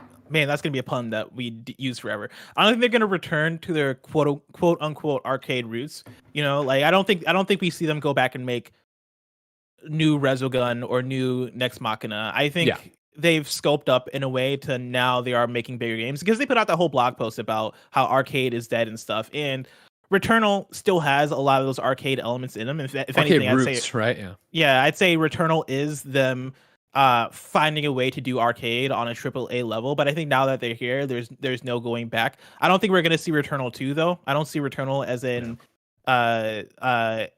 IP that you would sequelize in that way. You know, and I think that's an exciting thing because I don't necessarily want each and every studio that is working with PlayStation to only be working on games that'll end up having sequels. I like the idea of having something that is a one-off. Here's Returnal. Cool. We flexed our muscles doing this. Now let's make an entirely different type of roguelite or a different type of arcade game or a different type of IP, that's what I think is or like a different type of shooter. Like honestly, even when relating back to Games Daily this morning about Xbox's internal reviews of The Last of Us Part 2, where they're like, hey, this is great, but like the shooting and like combat aspects are still not up to snuff or whatever. Is that like I do think Returnal is like a rare highlight of great gun gameplay from a essentially like a PlayStation exclusive game, you know? And so like to have that under your belt for PlayStation, I think is really essential. So like, yeah, I think that I'm with you that I think what's going to happen is Housemarque, again, as we talked about on the review and we've talked about all over the place, even though this is not an arcade game, you can feel the arcade influence in it, as they talked about in IGN, right, that we talked about today with Reb. I definitely think that they're not going to do Returnal 2. I think they are going to do a different game that is this big budget, not arcade, but arcade influenced game. Taking those, I mean, this game is finding success, right, because of what's happening at that core gameplay level, which is what Housemarque's always been amazing at. So now what genre do they look at and they want to take arcade influences to or from and make something bigger from? I think that's what they do. And I think that I don't think it's beyond the realm of possibility for PlayStation to buy them, but I don't think that they will. I think instead it will be Microsoft and PlayStation in a race to try to figure out who can get them to do something for them. Yeah, to partner with them. I think that'd be Yeah, I'm with you. I don't think it's outside the realm of possibility that PlayStation acquires them, but I do think them working as their own probably for them provides some value because they do get to have that freedom, and being under a big publisher might be a little bit scary because you have a little bit of autonomy stripped away, and it's probably for them. They probably look at the deals, like the deal with PlayStation is such a big get because hey, like we were working on I always forget the name of it, but the battle royale game that we started working on after we said Arcade is dead. We started working on that, and that wasn't a given. Them getting the partnership with PlayStation is a thing where it's like, cool, we got the money, we got the backing, we got the platform, we get to exist as one of the first party games on this platform. That's huge for us, and for them to continue to get those deals is probably going to continue to be big for them. The thing I will say, going back to the Resogun conversation a little bit, is I think it could be cool for them, depending on what their bandwidth is as a studio and where their values are as a studio, like how much they want to go back to maybe their arcade roots. It could be cool for them to have like a small spin-off team in the way that for Hello Games, when like they put out No Man's Sky, but then they also put out that game that came out late last year, the smaller indie game. Yeah, Campfire, the last Campfire. Well, yes. Yeah, to put out something like that, right? Like, I could see a situation where Housemarque's like, cool, we're working on our next big project, but in the meanwhile, let's put out like a Resogun 2, or let's put out like a fun, small arcade project as like a thing to exist because we still believe in this a little bit. The only way that would happen is if Microsoft, Xbox, Nintendo, Epic came and were like, we'll pay for it, you know what I mean? But I think that like that the reason they were moving away from those games was that, yeah, they're awesome and critically acclaimed, and not enough people buy them. Like, we need to change our focus if we want to continue to be the studio on the size we are, the scale we are. And so I think that you'd see that only if somebody was coming in to pay all the bills and make it. And I just don't, Yeah, exactly. And I don't think Microsoft, I don't think that's what people are going to be ordering off the menu right now. They're definitely showing back and be like, what else you got? What other big, I'm using in air quotes. Yeah, what's your next Returnal? Exactly. What could be the next Returnal? Blessing? Greg. We ask people on this show to go to twitter.com, take screenshots of games we tell them to, and then put them with the hashtag PSILOVEPHOTOMODE. We come through, we pick our favorites, and we show you them here. If you're an audio listener, we try to describe them. Last week I said, hey, Days Gone, of course, is the hashtag. PS, we played this for the month of May, meaning you should be playing it all May, so we can talk about it next month at the beginning of June, just like we'll talk about Disco Elysium soon. I said, hey, for this one, let's get Days Gone started, so that's what we did. You can see right here. The first runner up here is Jim Smith. Jim Smith put in this one of Deacon on the bike. He put in a 4-pack of shots here. This was my favorite of the 4 shots. Barrett, I don't know if it's easy enough to go back to the other one to show other ones, but this one here, as Deacon rides on his motorcycle shooting up into the air, that was my favorite. But then he put in a couple other ones on his tweet, that one of them being that Deacon's on an invisible bike, which is always interesting and fun. Because, of course, if you didn't know, Days Gone, incredible photo mode, tons of options you can go in there and screw around with. Big fan of that. Yeah, this looks really good. Next runner-up I picked was Tex, but it's Crytex. Another one here. I love this one because he's got all the shooting stars in the background. Just Deacon broing out on his bike there, riding, looking for some freakers, looking for a nest. Blessing. All these references will make sense when you start playing the game. Bless, don't worry about it. Oh, I know what a freaker is. I'm sure you do. I'm sure you do. But I like the shooting stars in the background and how spacey it was and whatever. And then the one I chose, though, is my favorite for the week, ladies and gentlemen, comes from Jordan Watson. And it's this washed out black and white Deacon on the bike chasing. This is hot. Isn't it? Yeah, I like this one a lot. And it's got that, they did the cinematic framing for it and stuff. Really, really good stuff. If you're an audio listener, this is a reason to click over to the video version, because this is come on over. Photo. Look at the part where I would make this my desktop background. Damn. If I like Days Gone, if I end up liking that game, this is gonna be my desktop background. Wow. For a week. There you have it. For a week. Yeah, what a benevolent God you are. Blessing, since I picked Days Gone, what do you want to pick for next week's PSI I Love Photo Mode? Yeah, I know this game doesn't have a photo mode, but I know people will still figure it out anyway. I'm gonna make Returnal the hashtag PS I love photo mode for this. Yeah, PS I love photo mode for this week. And so get creative. I don't mind if there's UI in there because you got to do what you got to do, but I'm making it Returnal. Beautiful looking game. All right, there you go, ladies and gentlemen. That's your thing. Go play Returnal, take photos with your share button, and then share them on Twitter with the hashtag PSILOVEPHOTOMODE. And Blessing will go through those next week on PS I Love You XOXO. Remember, if you want to be a part of the next episode of PS I Love You XOXO, it's very simple. Go to patreon.com/kindafunnygames where you can write in to be part of the show. You can get the show ad-free. You can get the show with the exclusive post show we are about to do. And of course, you can be watching live, just like Joshy G was, Ryan was before he got banned, and DZ Rascal 72. DZ Rascal. DZ Rascal's out there watching some shows, having a good time. DZ Rascal, these nuts. I was going to say it, but I wanted to be respectful of his name. Who knows? DZ could be his actual name. I don't know. You think no, DZ couldn't be his real name. You think his Hey, you never know. DZ? You never know. You know, DZ, what's your real name? Let us know. We'll see you in the post show. DZ Rascal 72. I need to know what your first name is. But people not your usually whole don't name. believe that Blessing's my real name when I tell them, and I'm like, still what don't. do you expect? I'm Nigerian. It's a very popular name there. Maybe not very popular, but it's a popular name. There are other Blessings there, goddammit. If you have no bucks to toss our way, though, next week, it's no big deal. Remember, you can go to youtube.com/kindafunnygames, roosterteeth.com, and podcast services around the globe. Each and every Tuesday morning, get a brand spanking new episode that has ads and doesn't have the post show we are about to do. Blessing, anything to say before we get out of here? To the post show? Next episode is episode 69, and so oh man, I could have made that the photo mode. Oh well, I messed up. Anyway, there's also hashtag PS I hate photo mode. What? Game? Wait, what was your- the photo mode going to be for episode 69? Listen. All I'm saying is get inspired. All right, Mass Effect. Oh, I guess Mass Effect doesn't come out for what, a few weeks. Yeah. Damn it. Other games have sex scenes. Damn it. Put them under hashtag PS I hate photo mode. No, you'll never remember to check PS I hate photo mode. But one day I will. One day I'm gonna go through and be like, "What the fuck, man? People had fun with this one." We were doing so well, and then we just went off the rails. It all fell apart at the finish line. The goal Episode line. 69, hashtag PS I hate photo mode. You know what to do. Now, here's what I'd like to point out before we go to the post show. This will be the final thing I'll say. DZ Rascal 72 just said, "Yeah, boy." No, what's your name? What does that even mean? He didn't say anything between there about his name. Just "yeah, boy." I would like to think they're responding to my comment, my addition to the. I guess so, but it's like, what? Ladies and gentlemen, until next time, we got a post show to do. It's been our pleasure to serve you. And now we're in the post show, just like that.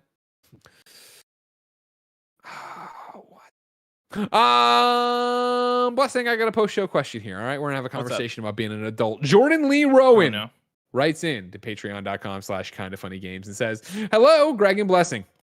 First off, Greg, since I have no social media platforms, this is my best avenue to offer you my heartfelt and sincere congratulations on your news. Let's hope they have the temperament of Jen and not the conjurer of Grover. I, too, thought I would never want kids. My wife as well, until one day it clicked for us, and we wanted it more than anything. Now we have a baby girl due, parentheses, named after a certain PlayStation icon, in August. A baby girl due PlayStation icon. We're saying it's Rivet? You think he's naming this kid Rivet? No, Ellie. That's not Ellie. Yeah. Yeah, I know Okay. It wasn't Rivet. Everybody, calm down. Yeah, Or maybe Ellie's. well, Ellie's Or what I went Elena. to too. Well, I thought Ellie, and then if not that, I know it's multi-platform now, but I still think of the original Tomb Raiders. Lara, it could be Lara, but Ellie is definitely what I would do. Maybe Aloy. Yeah. Aloy. Maybe. There's a lot of good names out there. What is DZ's name? We'll never know. He still has not responded, or she has not responded, or they have not responded in the chat over here. So we'll figure out. Anyways, back to Jordan Lee Rowan's thing. So I pose a question to you. I asked Andrea maybe a week ago. How do you see your gaming life affected by a newborn in the house? I understand your profession literally is playing games, so it'll be much different for you and I, as I work in a greenhouse, but a storm of change is coming. Yeah, I brought this one in, obviously, because I know so many people have been talking to me and Jen, and obviously Kind of Funny in general, about us having a child. Thank you so much for all your support. It's been overwhelming and amazing, and I love you all very, very much.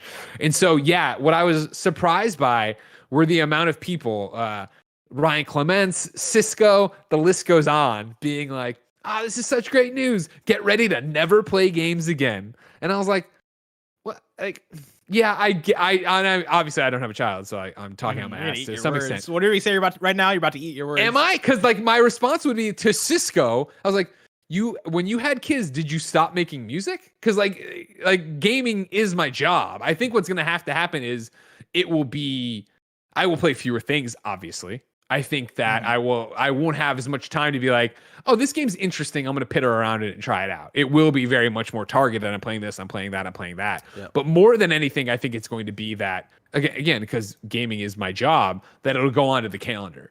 Like we do that, Bless and I do that a lot with reviews of, hey, we're playing this. I think it'll be that, when we're back in the office and this is happening, it'll be that, cool, I'm doing this show. And then for 3 hours, I'm playing whatever I'm playing that I need to be on review for, or working for, or just playing something so that I'm playing something I have to talk about on the shows. At home, God only knows what it'll be like, right? Like I remember distinctly, when Chris Roper, and I told him this when he texted me when we announced congratulations, but I remember distinctly, not long after I started at IGN, Roper had his first child. And I remember talking to him when he was at home doing stuff, and he's like, I'm like, are you able to play anything? He's like, oh yeah, man. Like you can play Puzzle Quest with one hand because that's what was big at the time. So he was holding his kid and playing the Puzzle Quest. And I also know that those first couple of months, all they do is just lie there, right? So it's more when they become toddlers and are running around. You got to stop them from killing themselves every 5 seconds. I'm interested to see how it changes. I think obviously I already run weird hours. Obviously, that's going to continue to be that. And I think to an extent that might help. Where I think, Jen and I have kicked around how we're going to do stuff. And obviously, we're back to, everybody's got a plan till they get punched in the face. We'll see how we have to adapt on the fly and actually come up with answers. But I do see it being that if I'm getting up and I'm on call for the 3 hours until this happens or that happens, hopefully playing a game, obviously pausing it all the time, not having many Returnal runs that I'm doing, throughout the weeks. But I'm excited to tackle it, but by no stretch of the imagination do I expect to stop playing games. Like then we'd have a huge problem. We would have a huge problem. There are a few dads at like IGN who still make it work and stuff. Like I think like Dan Stapleton like recently became a dad like right before I started at IGN and like Destin just had a kid. He's still doing all that stuff. And they still play Destiny like 1 million hours a week somehow. Yeah. It's all about picking and choosing your battles, exactly. I think. And I think the way I'm planning on pivoting, especially in the very beginning, is pivoting to being very regimented with my schedule. And I mean, and I'm gonna have to regiment it out to, this is when I do email. And if I don't get the emails done, I don't do the emails. Because today's a great example of woke up and it was like, gonna wake up and gonna do, get the show started, then play more Retro Mania Wrestling. I want to be able to talk about that. But I was making great time, and I'm like, I'm fucking crushing it. What? Oh, shit. I didn't check my email. And of course, it's like, usually Monday's my good email day, and then the week gets terrible.